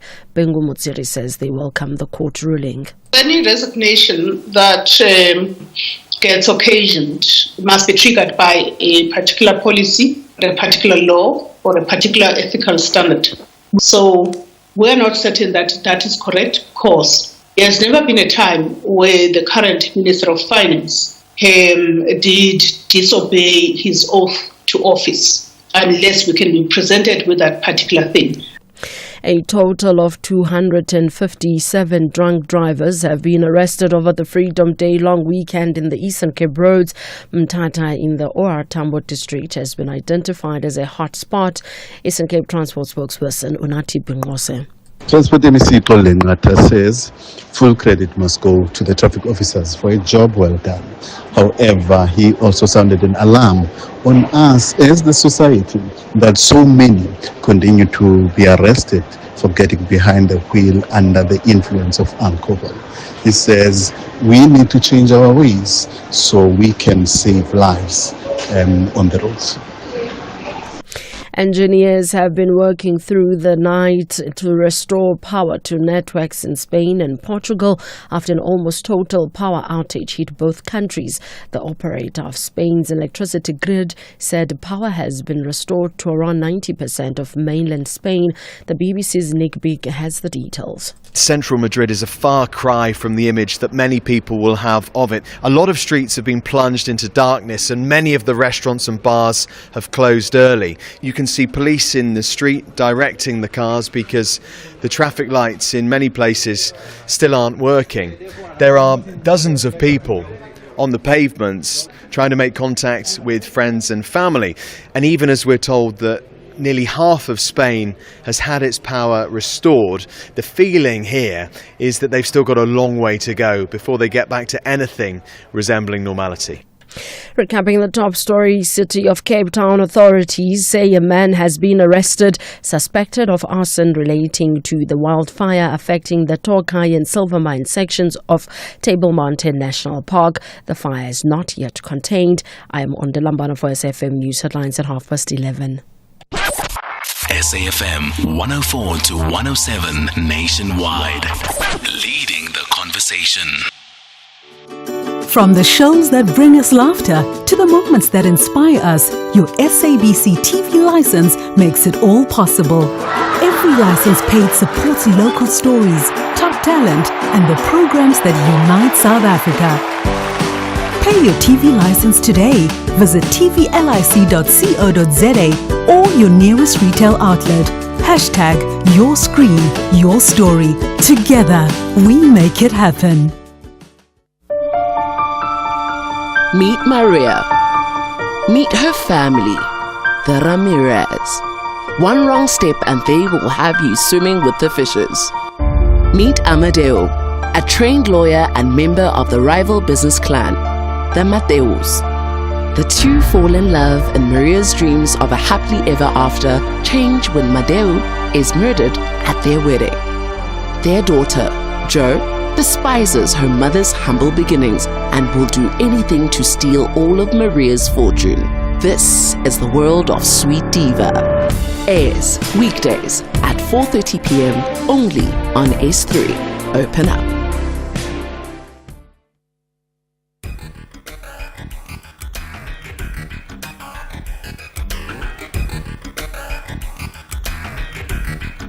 The Talking Point with Cathy Mohlahlana. Weekdays, 9 a.m. till midday. You're listening to The Talking Point. Welcome to the third and final hour of the show. Coming up in this hour, we are looking at the leadership of Ibrahim Traore. Is he on a collision course with the West is part of the question that we ask this morning. Joining us for the conversation, Nixon Katembu, an Africa analyst and executive producer at Channel Africa's Kiswahili desk. Nixon, always a pleasure. Good morning. Good morning to you, Cathy. Is that grey hair I see on you, Nixon? Yes, I'm greying. When you first saw me some years back, around 2018, I didn't have grey hair. And now you do. And now I do. I also have developed a bald head, maybe which is a sign of wisdom. Indeed, it is absolutely a sign of wisdom. We're also anticipating to be joined by a researcher from the Institute for Security Studies, but it looks like we've gotten our time codes wrong there because he's in another part of the continent and won't be able to join us for this hour, unfortunately. But Nixon and I will continue nonetheless. So, Nixon, 36 years old, the youngest president in the world is Ibrahim Traore. And he's one of those names that, of course, more and more people are bringing up, people are talking about because of what they see as his very unique leadership style that perhaps separates him from the rest of the pack. Not only because he's younger, because when you think about it, right, the average age of African presidents is 63 years old. So he is significantly younger than all other leaders on the continent. But perhaps let's talk a bit about his history, coming up in the army. 2 years ago or 3 years ago, you and I would have spoken about the coup that took place in Burkina Faso because there was a wave of coups that had happened in that year. Now, of course, there's 2 years that has come in between that we can reflect on what then has become the result of that. Certainly, let's look at Ibrahim Traore having been born out of poverty in Burkina Faso, joining the army in 2009, if I'm not mistaken, and growing through the ranks after training in Infantry Division in the north of the country, but also being sent to Morocco for anti-aircraft maneuvering training, and coming back from Morocco, going through different training that was organized by the army at the time, as well as the French and the Americans under the Operation Flink Flocks, which were led by the United States in counter-terrorism in that part of Africa. But I think he got awakened when he was sent to the United Nations missions in Mali, when he fought along other UN mission peacekeepers and facing terrorism that was that engulfed the area of Timbuktu, and that education history suggests that this is where he cut his teeth as a young officer who had demonstrated the qualities. But upon return, he saw this kind of terrorism also happening at home. And yet he noticed that the Burkinabe government was not equipping the army with the necessary tool to counter and combat terrorism in their country. Much of the people in that country, in Burkina Faso, have been displaced. The IOM, International Migration Organization, talks about 10% of Burkinabe population was displaced, internally displaced because of terrorism activity that was happening in the country. And assessing that, he saw it necessary, understanding why the leaders were not taking care of the people while they were flashing out money on corruptions. They were not even equipping the army itself. And he thought that this way he has to come in and stage the coup in 2022.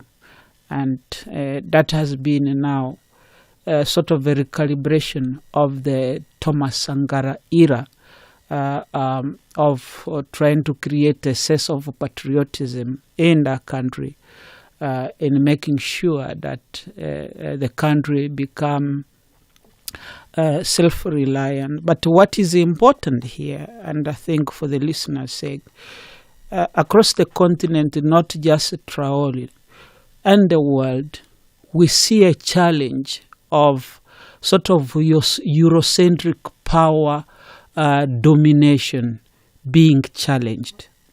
And it is being challenged in the sense that people start to think around new ways of bringing development to the country, in as much as there is a contestations of geopolitical power and geoeconomics in the world between now the erstwhile former colonizers, your France, your Britain, the United States, the European Union as a whole. And then you have the likes of China coming to the fray in terms of how the global competition for resources happen. And for Traore, he sees this happening in his country. He sees Burkina Faso as the fourth largest gold producer on the continent. Yet, the people of Burkina Faso are not benefiting from the resources of that country. Estimates indicate from the World Bank that 80% of the Burkinabe population lives on subsistence farming. In other words, agriculture is very important to them. Two, the gold mining was being hoarded by foreign companies. What is not said that there were about seven British companies in the mining sector in Burkina Faso, taking out the resources of that country without ever taking care of the people. Here you are, a country with the lowest education per capita, lowest life expectancy, lowest GDP per capita in terms of income. Yet, Burkina Faso is the fourth gold producer on the African continent. Sure. And these are the issues that informs Traore's leadership and kind of trying to redefine the economy of the country, redefine the peasant agriculture system in that country by buying tractors, by getting to make sure that the country get on a path of development. Sure. And I should mention that prior to independence, Burkina Faso did not have infrastructure.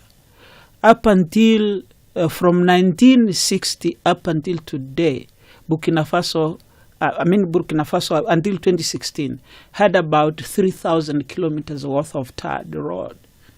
And that tells you how does it happen that a country with so much riches, yet it has nothing to show off.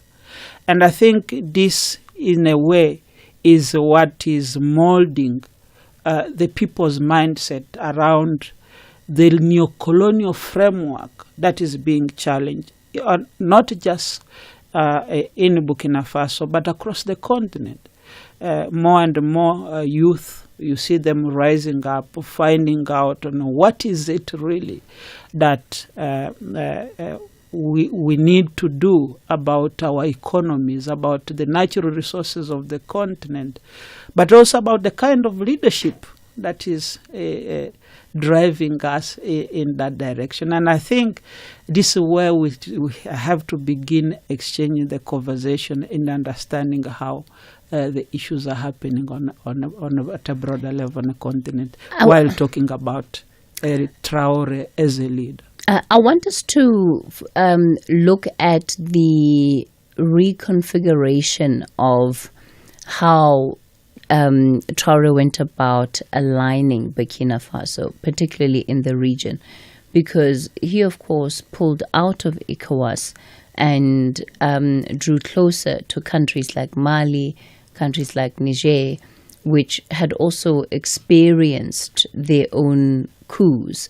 And, all of it under this umbrella of anti-colonialism and really trying to break what are seen as decades of generational cycles, entrapments in relationships with particular Western countries.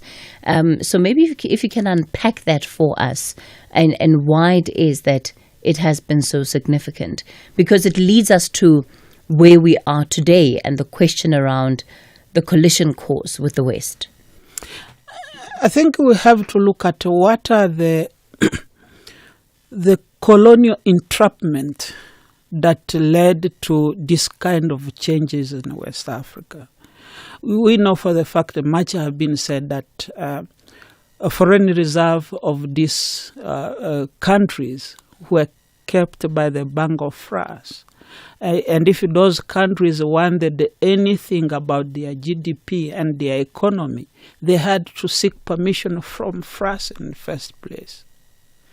And it's through this established sort of a neocolonial setup that the French and the Americans and the British, through their companies set in the Western African region, but across the continent as well, that informs the kind of new leadership that is emerging in West Africa, particularly with Burkina Faso joining up with Mali and Niger, and to form the Sahel, the alliance of the Sahel state. And it's in that aspect that the leaders see themselves that we need to break up from this. One particular example in terms of resources, for example, how do you justify, for example, in the case of Niger, selling to French interests, French companies, its production of uranium, for example, 1 kilo for $1, while the international market, on the international market, it can sell between $150 to $200 per kilo. And this is where, of course, often people do not gauge the issue around the economic aspect of these countries vis-a-vis Western established interest, particularly in the mining sector, in the financial sector, or otherwise. Okay, Nixon, we're going to continue shortly. Let's take a quick break.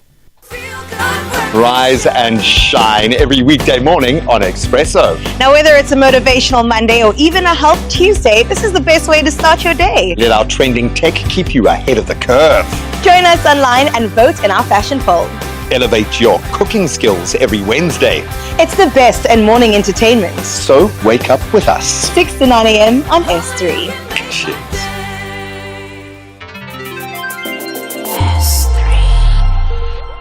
What matters is still coming up. It's a massive football rivalry. It is one of the biggest football derbies in the world. Amakhosi clashes with the Buccaneers at the Calabash. This is the Betway Premiership. Experience the Soweto Derby, Kaizer Chiefs versus Orlando Pirates on Saturday, 3 May at 2 p.m. Streaming live on SABC Plus and SABC One. Then on SABC radio stations at 3 p.m. Proudly brought to you by SABC Sport. For the love of the game. The Talking Point with Cathy Mohlahlana. Weekdays, 9 a.m. till midday.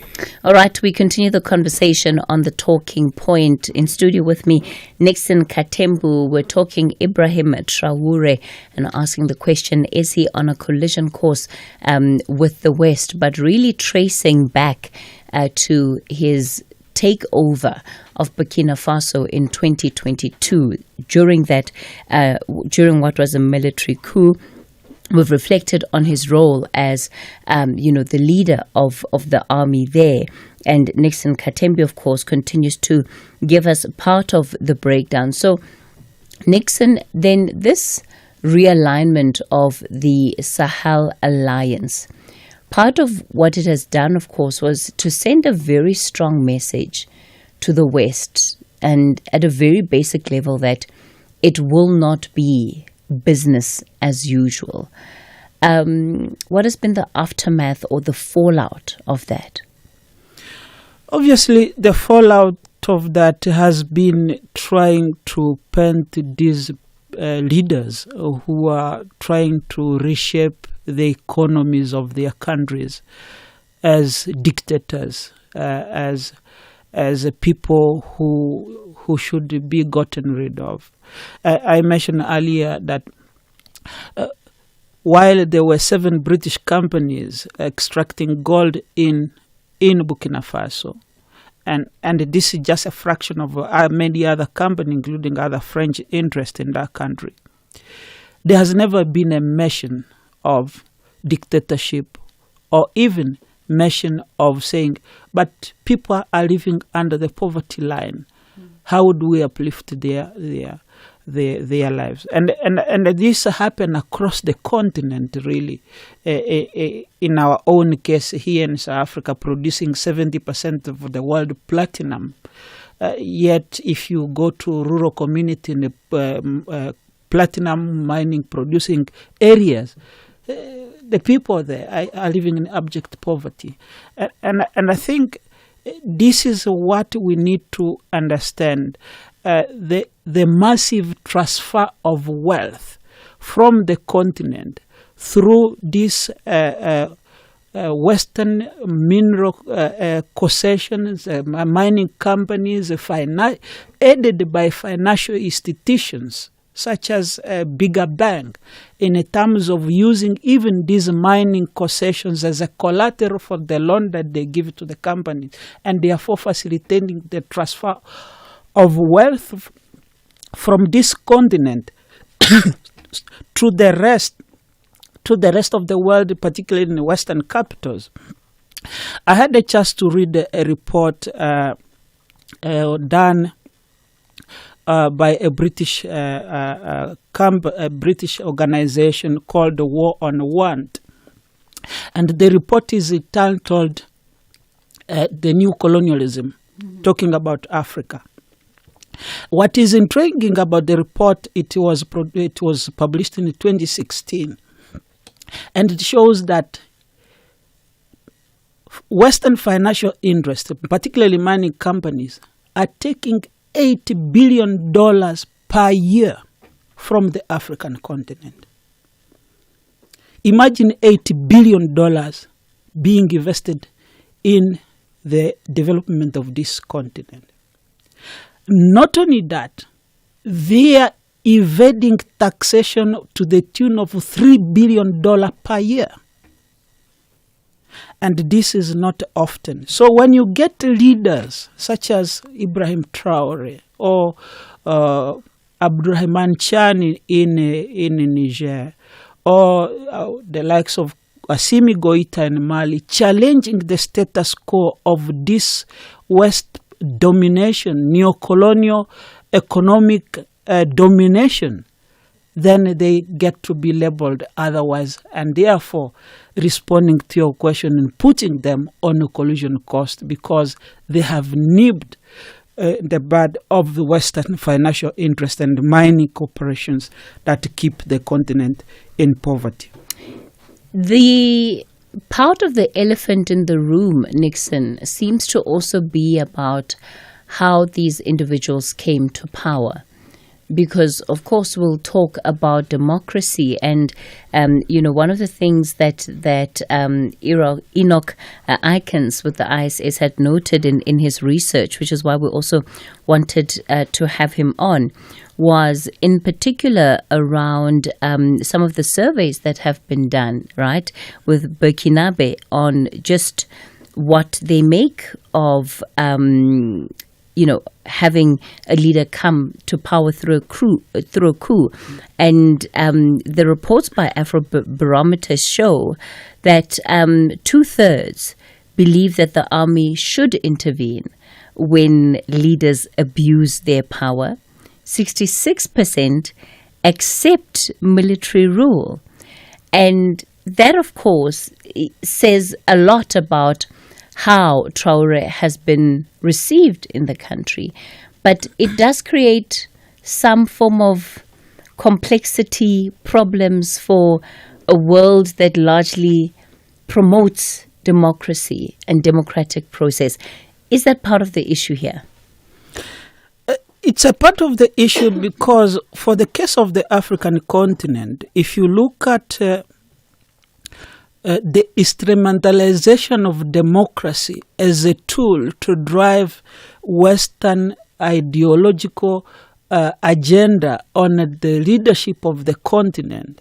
And therefore, anyone who can rise against those ideals in the democratic sense defined by the West to challenge the economic plundering of these Western corporations. Democracy is used in that sense to get rid of him. And we see this in terms of what Michael Langley, the chair of the Africa Command, in giving a testimony to the Senate Armed Service Committee, the United States, saying Ibrahim Traore is enriching himself and using the gold proceed to protect his own personal benefit in Burkina Faso. But they never talked about the financial outflows that Western corporations were using back then to bleed Burkina Faso and the rest of the continent of its resources. Yet because someone is challenging that, then it becomes an issue and they talk about democracy. We're going to continue with Nixon Katembo on the talking point. In fact, we'll look at then the more specific measures that Ibrahim Traore has implemented that have also gone to set him apart as a leader on the continent. It's now 11:30. On the news headline, South Africa says the people of Gaza are under a complete siege from Israel. This morning, the International Court of Justice is hearing submissions from different countries. City of Cape Town authorities say a man has been arrested, suspected of arson relating to the wildfire affecting the Tokai and Silvermine sections of Table Mountain National Park. The fire is not yet contained. And the European Space Agency is preparing to launch a satellite from French Guiana this morning, designed to assess the amount of carbon stored in the world's forest. A full update follows at the top of the hour. The confession booth. A place where the sin-laden soul can offload their transgressions, all in the hopes of finding reprieve for their sins. Stolen your co-worker's lunch? Then the ordinary confession booth with your regular priest will do. But murdered your long-time nemesis and dumped their body in a vat of acid? Oh, then you better hope you're not in Father Brown's confession booth, because he is bent on catching all the bad guys. Tune in to Father Brown, Mondays to Wednesdays at 9 p.m, only on S3. Open up.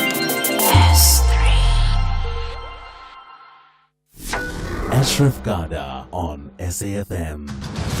Outside the legal advice given to the minister that, in fact, then the ministry's legal team approached the DA for an out-of-court settlement. I mean, that's a fact, yeah? Yeah, it is a fact. 100% they did so. Okay.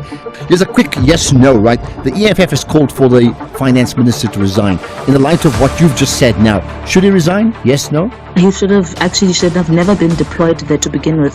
Karabo Kaukau, the DA's national spokesperson. You're listening to the National Pulse. Find the podcast at safm.co.za. So everyone who has speak conference is speaking as if it's a victory that is a product of their agreement of 30 days to seek alternatives.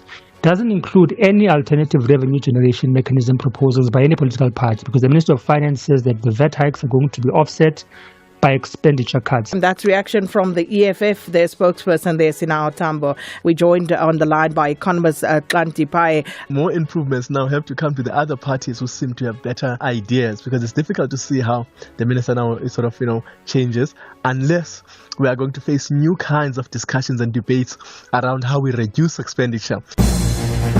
Update at noon with Sakina Kamwendo, midday to 1 p.m. The Talking Point with Cathy Mohlahlana. Weekdays, 9 a.m. till midday. We continue the conversation on the Talking Point, reflecting on the time, still a very short time it is, of Ibrahim Traore in office. But of course, given some of the planning around the transition government there, it looks like he'll be in charge until 2029. So it still gives him a couple of years to fully be able to entrench whatever changes, whatever plans he has for the country. So already, of course, there's been a lot of praise for some of the steps that he has taken. I don't know whether it's due to the fact that we don't see other leaders on the continent doing what he's doing, and that's why it feels like it's outstanding and noteworthy. The first one, of course, is the one around government and ministers and salaries. That made headlines across the continent, where he basically said, Nixon, that government, the ministers, he not only didn't increase their salaries, but in some instances he slashed the salaries that they were earning. Yes, indeed. And that reflects the kind of leadership that he's bringing in to the continent in terms of what the people are yearning for on issues of development, but also having a predatory leadership that we have gotten accustomed to on the continent. Look at, for example, the highest paid MP in the world. They would be either Kenyans or the Congolese. But if you look at the GDP per capita versus the salaries of the lower government earners, you just cry. If you look at our own ministerial handbook here, the pecs that the ministers get and those in high corridors of power, it does not align with everyday living experience of South Africans. And these are things that perhaps we need to do a reflection on as a continent. What does it mean to be a leader? And therefore getting all these salary packs when the president pass or any minister pass, it's resources, the security details. Compared to that, to a country like Swiss, where members of parliament or a minister can easily go to parliament or to government offices or using a bicycle. Yet they still deliver the service that are needed at a much higher rates than our own leadership framework that we have on the continent. And I think Ibrahim Traore is deliberately using that to set an example to the rest of the continent. That's why you see a lot of endearment. But also, it also awakened the spirit of patriotism, spirit of Pan-Africanism, that this is what should be. If you look at how he managed to change the framework of government functioning around agriculture, in terms of the government purchasing tractors and distributing them to local cooperatives among the rural communities to farm together, and therefore when they produce, go and sell on the market and distribute the proceeds of the production. This has led to the country, by the way, growing by 4.3%. In terms of GDP, according to the World Bank and the IMF in 2024, and it is projected to grow at 5.7, if not 5.3 to 5.7% this year.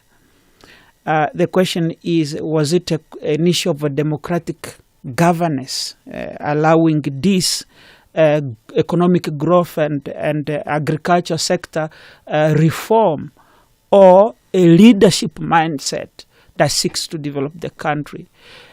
You look at his own salary. He has vowed to maintain his own salary in army rank as a captain, and refused, by the way, to be promoted to another army rank. He will remain as a captain as such. And those are reforms that we need. The servant leadership, we hear them talking about in a very, very lengthy speeches talking about servant leadership. But when it comes to the practicality of it, we see none. We see government on a daily basis. If you analyze how much we spend on the security details of our government ministers on a continent, it would be much more needed in a rehabilitation of hospitals, in the construction of schools, in the buying, for example, school chair for kids, eradicating pit latrine that we have heard of in some quarters and some corners of this country.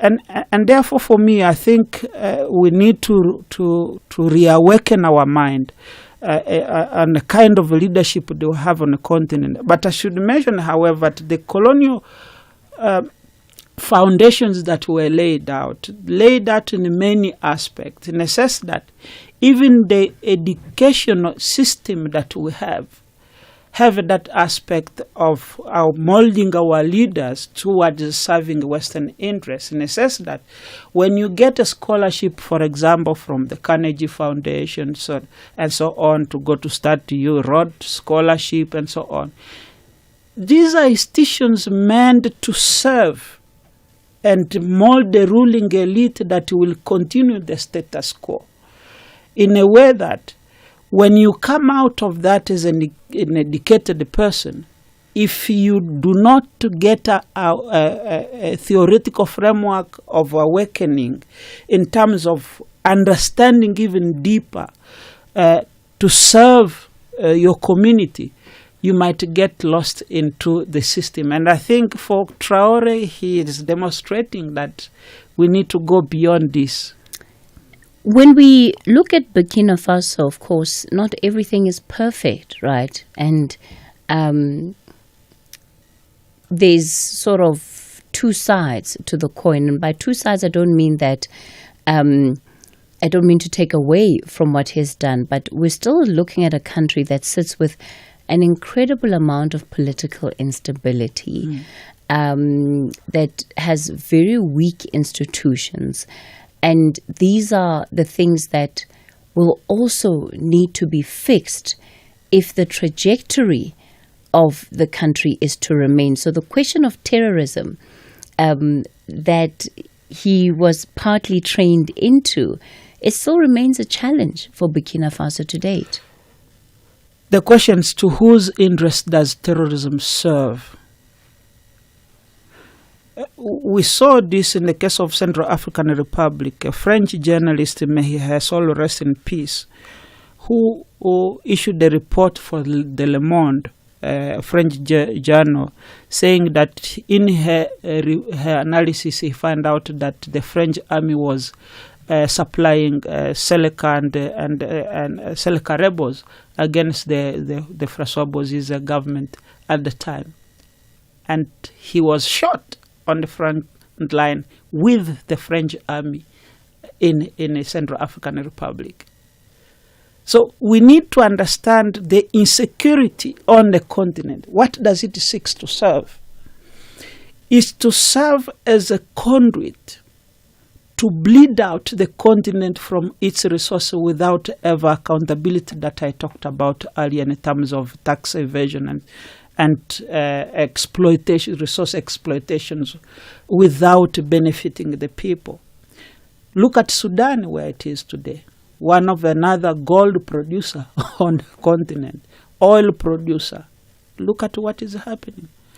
Look at the mayhem in Eastern Democratic Republic of Congo and the Congo at large. It has been kept that way so as to maintain the status quo of looting the resources of that country, of course, through proxy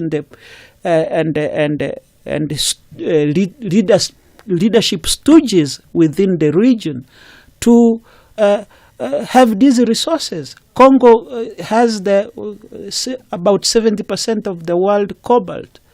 Yet cobalt is being used in modern industrialization. You have lithium, you have your cell phone. If you're carrying an iPhone, you will probably having mineral from the Congo in it. But look at the Congolese people. And these are questions that we need to begin talking about and making sure that when we analyze the situation on a continent, the kind of leadership that we want, we look thoroughly about the economic side of it and who benefit from the kind of terrorism that happen on a continent. And I think Traore saw that in having served as a leader to say, okay, the country is under terrorism, yet the army is not equipped. The governance is not even worried. The leaders are splurging money on corruption through endless campaign and so on. I'm going to stop this. And this is the kind of mindset that we need to develop. And finally, I think I would encourage our listeners to go and read Rodin Walter's book, How Europe Underdeveloped Africa, but also read this report by War on Want. It's a UK-based organization that published that report in 2016 called The New Colonialism. You will have a sense of an idea of how even a terrorism itself is being deliberately allowed to fester on the continent, so that in the midst of that mayhem and havoc, resources can be transferred to Western nations. Okay. I want to bring in just some of the reflections on this topic from our listeners. Good day, Cathy, as well as your guest. Happy that you finally profiling this brilliant African leader, although I'm disappointed that it took about 19 assassination attempts on his life for us to profile the captain. What he has achieved in a space of 2 years far more surpass what other leaders has not achieved in a space of 30 years. And I'm proud to be an African that finally we have someone who can stand up against this racist and exploitative West leaders and tell them that they must leave our continent. We must dissolve this African Union. It must be dissolved. We must formulate our own union that will represent us. It can't be that things can be this hectic in Burkina Faso, yet they have no single word to say or to criticize such assassination attempt. Good morning, Cathy. Well, Putin might be a dictator and doing some terrible things in Ukraine, However, thanks God to Putin that he lifted up the skirt of the French and exposed their hypocrisy in West Africa by showing us that the French had planted their authoritarian regimes across West Africa. And thanks God to Putin, we now have Ibrahim Traore. And it is my understanding now that Blaise Compaoré, who was part of the assassination of Thomas Sankara, is serving a life sentence. Well, I don't know. But let's see what pans out in Burkina Faso. Thanks, Lionel Whitbank. All right. Thanks for those WhatsApp voice notes. Would you look at that? We're completely out of time. Nixon, your parting shot? I think we need to reconfigure and rethink our leadership on the continent and how it serves the people. Servant leadership need creating employment, developing road infrastructure, uplifting the lives of the people in as much as Traore is doing. But I should also mention that in the midst of that, because he is fighting a colonial system, he has faced over and above more than 18 coup attempts, assassination in his life.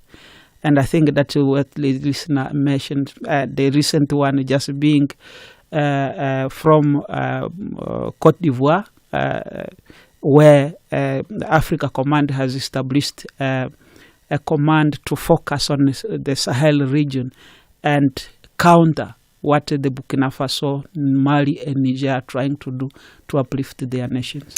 Nixon, that's all we have time for today. Thank you for tuning in. Up next, the book reading.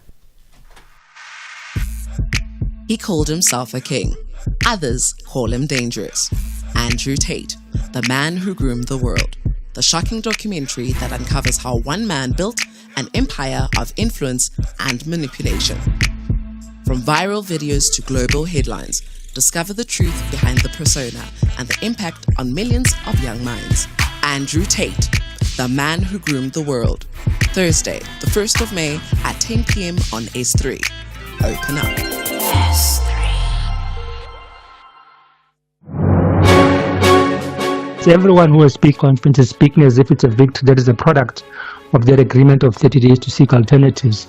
Doesn't include any alternative revenue generation mechanism proposals by any political party, because the Minister of Finance says that the VAT hikes are going to be offset by expenditure cuts. And that's reaction from the EFF, their spokesperson there, Sinao Tambo. We joined on the line by economist Klanti Pai. More improvements now have to come to the other parties who seem to have better ideas, because it's difficult to see how the minister now is changes unless we are going to face new kinds of discussions and debates around how we reduce expenditure. Update at noon with Sakina Kamwendo, midday to 1 p.m. The book reading. Please note that the views expressed in this book are not that of the station. Listeners' discretion is advised. SAFM presents another episode of the book The Thing with Zola by Zibu Sitole, read by Lerato Mvelase.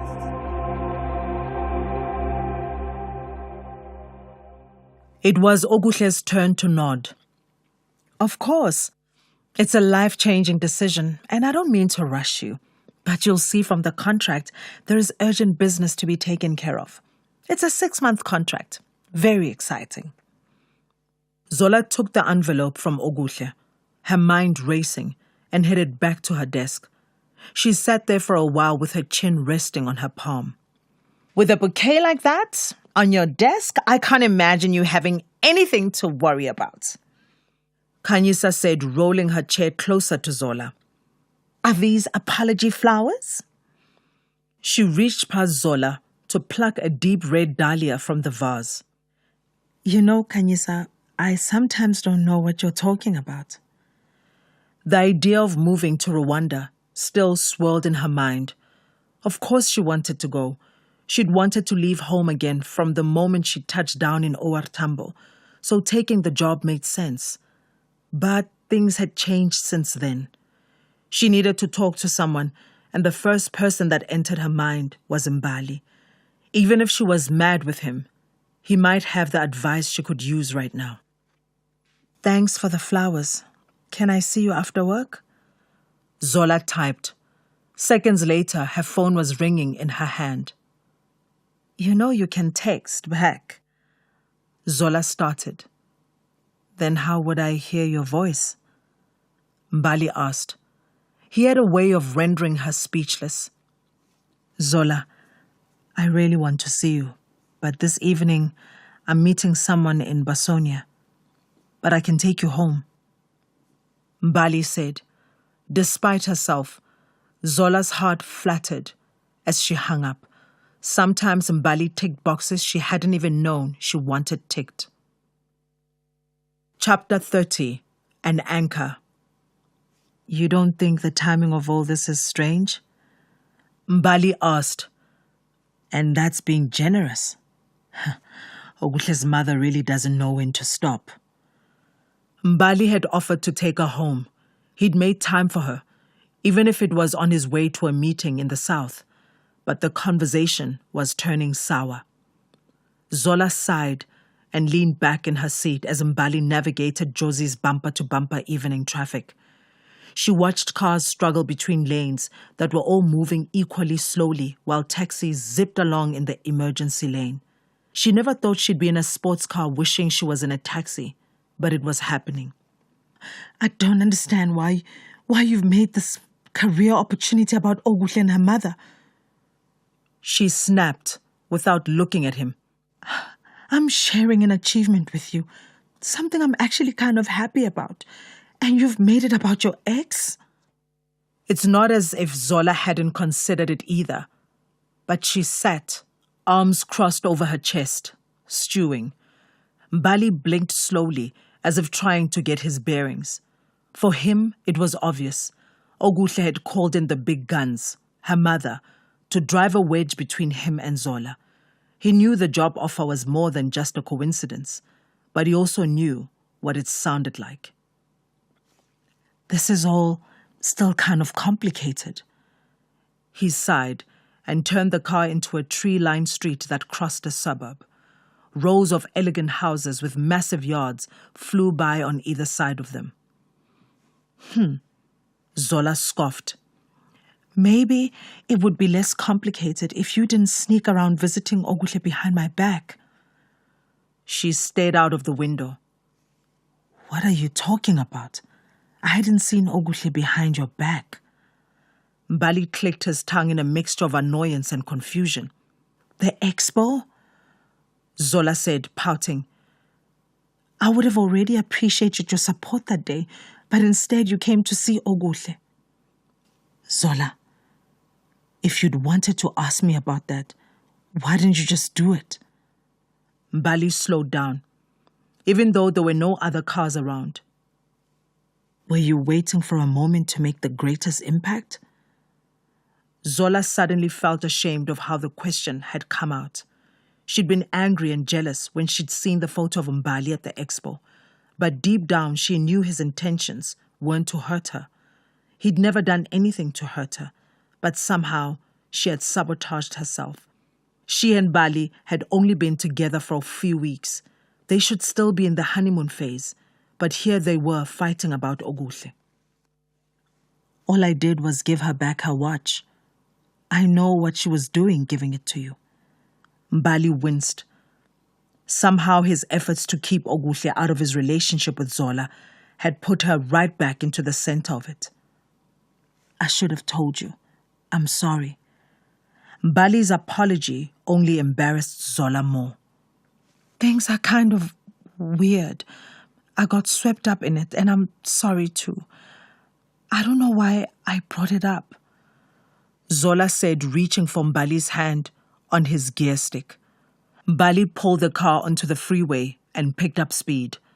Zola watched his face glow with excitement as he pushed down on the accelerator, his body buzzing with the thrill of speed. Maybe Rwanda wouldn't be such a bad idea, Zola suggested. It would put space between me and Ogutle, and then you and I can build our relationship on our own terms. What do you think? Of course she wasn't asking for permission, but Zola needed to know what he thought, where she stood, what would happen to this budding romance if she left. I already told you what I think. Mbali said in a gentle voice. It had been clear to him from the beginning that he couldn't tell her what to do, and it was one of the things he liked most about her. Now it stood to hurt them both. Pulling over outside her house, Zola expected Mbali to come in. He still had time before his meeting, but he was agitated. "Greet Tobile and Ma for me. I have one more meeting for the day," he said before speeding off. Inside, Tobile was cooking in the kitchen, and Nomsebenzi was sitting in the kitchen keeping her company. With 2 salaries, her mother's recipes had definitely improved. Today, Nomsebenzi had mincemeat and colorful cubes of veggies simmering in one pot and bright white rice steaming in another. "Mbali says hi, but he couldn't come in. He has a late meeting today," Zola announced. She could already predict her mother's response, a slow nod and a comment about how hard Mbali worked. Nomsebenzi didn't need an excuse to compliment Mbali. She genuinely liked him. "So, today Oguhle told me about an opportunity. I don't know all the details yet, but it looks like I'll be spending some time in Rwanda," Zola said. Rwanda," her mother hummed, nodding. "And you want to go?" "Of course she wants to go, Ma," Tobile said excitedly. "We did an analysis of Rwanda's economic strategy last term. That place is happening. I can already see myself coming to visit you for the holidays." Once she'd heard a bit more about it, Nomsebenzi didn't need convincing either. "At least this time you would still be in Africa," she said decisively. "I agree with Tobile. This opportunity, was meant for you."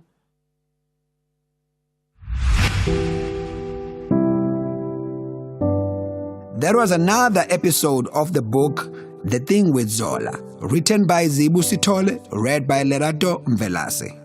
The book is available online at www.penmacmillan.co.za and in all leading bookstores countrywide. It is broadcast on SAFM at 11:45 Monday to Thursdays on The Talking Point. It is produced for the station by Vovi Patala, read by Lerato Mvelase. Technical production, Wiseman Manmele, Nanda Koza, and Tato Mapuruma.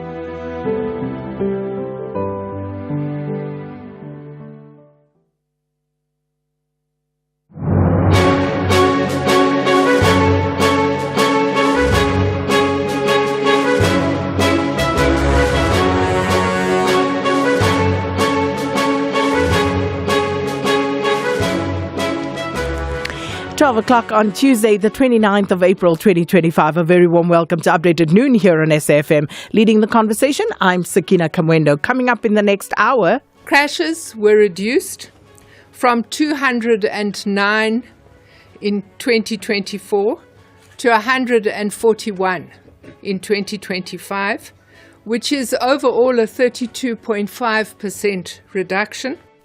South Africa has recorded a decline in Easter weekend road fatalities and... During every single day of the Trump administration, I will very simply put America first. U.S. President Donald Trump marks his first 100 days in office today. Coming up in sport... Proteas women in action against India and its Champions League semi-final day. And why do we care what Anne Hathaway thinks?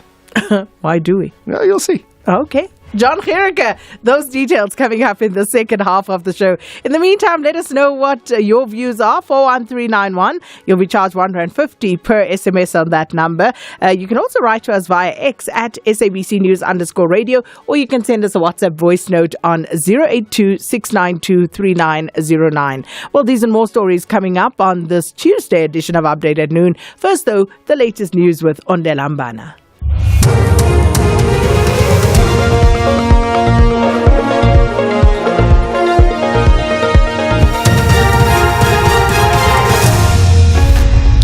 Thank you, Sakina. Top stories at 12. Action SA submits PAIA request for IP report on Phala and a man arrested in the suspected arson at Table Mountain. For SAFM News, I am Ondelambana and a very good day. Action SA has submitted a Promotion of Access to Information Act request for the IP reporting to Palapala Farm Saga. National chairperson for the party, Michael Beaumont, says the application was submitted last week to obtain the Police Investigative Directorate's report on theft that took place at the President Ramaphosa's farm. The robbery, which took place in February 2020, saw approximately $580,000 stolen from the farm. Beaumont says Action SA is initiating this step with the aim to contest this matter in the High Court if necessary. This comes after the Minister of Police, Senzo Mqunu, described the report as top secret and informed the public that the report would not be made public. Section 3.4.4 of the Minimum Information Security Standards Cabinet Policy is explicit that top secret classifications can only be applied to reports when they result in issues like declaration of war or the discontinuation of diplomatic relations between states. It must be stressed that a cabinet policy is inferior to higher legislation like the Promotion of Access to Information Act and the Constitution of the Republic of South Africa. South Africa says the people of Gaza are under a complete siege from Israel. This morning, the International Court of Justice is hearing submissions from different countries. ICJ has opened hearings to gauge Israel's responsibility for the humanitarian crisis engulfing Gaza during its war against Hamas. The hearings, which began on Monday in The Hague, will run throughout the week. This follows a request last year from the United Nations General Assembly asking the court to assess Israel's responsibility to ensure the provision of essential supplies to Gaza. International Relations Director General Zain Dango says Israel has blatantly ignored its obligations as stipulated by international law. Israel's Defense Minister Israel Katz said on 16 April 2025, and I quote, "Israel's policy is clear. No humanitarian aid is about to enter Gaza. There are no preparations to enable such aid." Under the world's watchful eye, Palestinians across the occupied Palestinian territories are being subjected to atrocity crimes, persecution, apartheid, and genocide. Light rain has started to fall in parts affected by the ongoing wildfire in the Upper Tokai in the Table Mountain National Park. The City of Cape Town's Fire and Rescue spokesperson Jermaine Carrollse says the hope that the rain will bring much needed relief and help speed up firefighting efforts. He says helicopters have been grounded again due to poor visibility, and the incident management team will assess the situation to determine the way forward. Carrollse says crews from various agencies remain on scene, but resources may be scaled back once an assessment is completed. The state prosecutor in the Jocelyn Smith trial says the case is the first of its kind in South Africa based on the set of facts. Advocate Zelda Swanepoel has begun delivering closing arguments in the kidnapping and human trafficking trial in the Western Cape High Court sitting in Saldanha Bay. The girl's mother, Kelly Smith, Jacquina Polis and Stavino van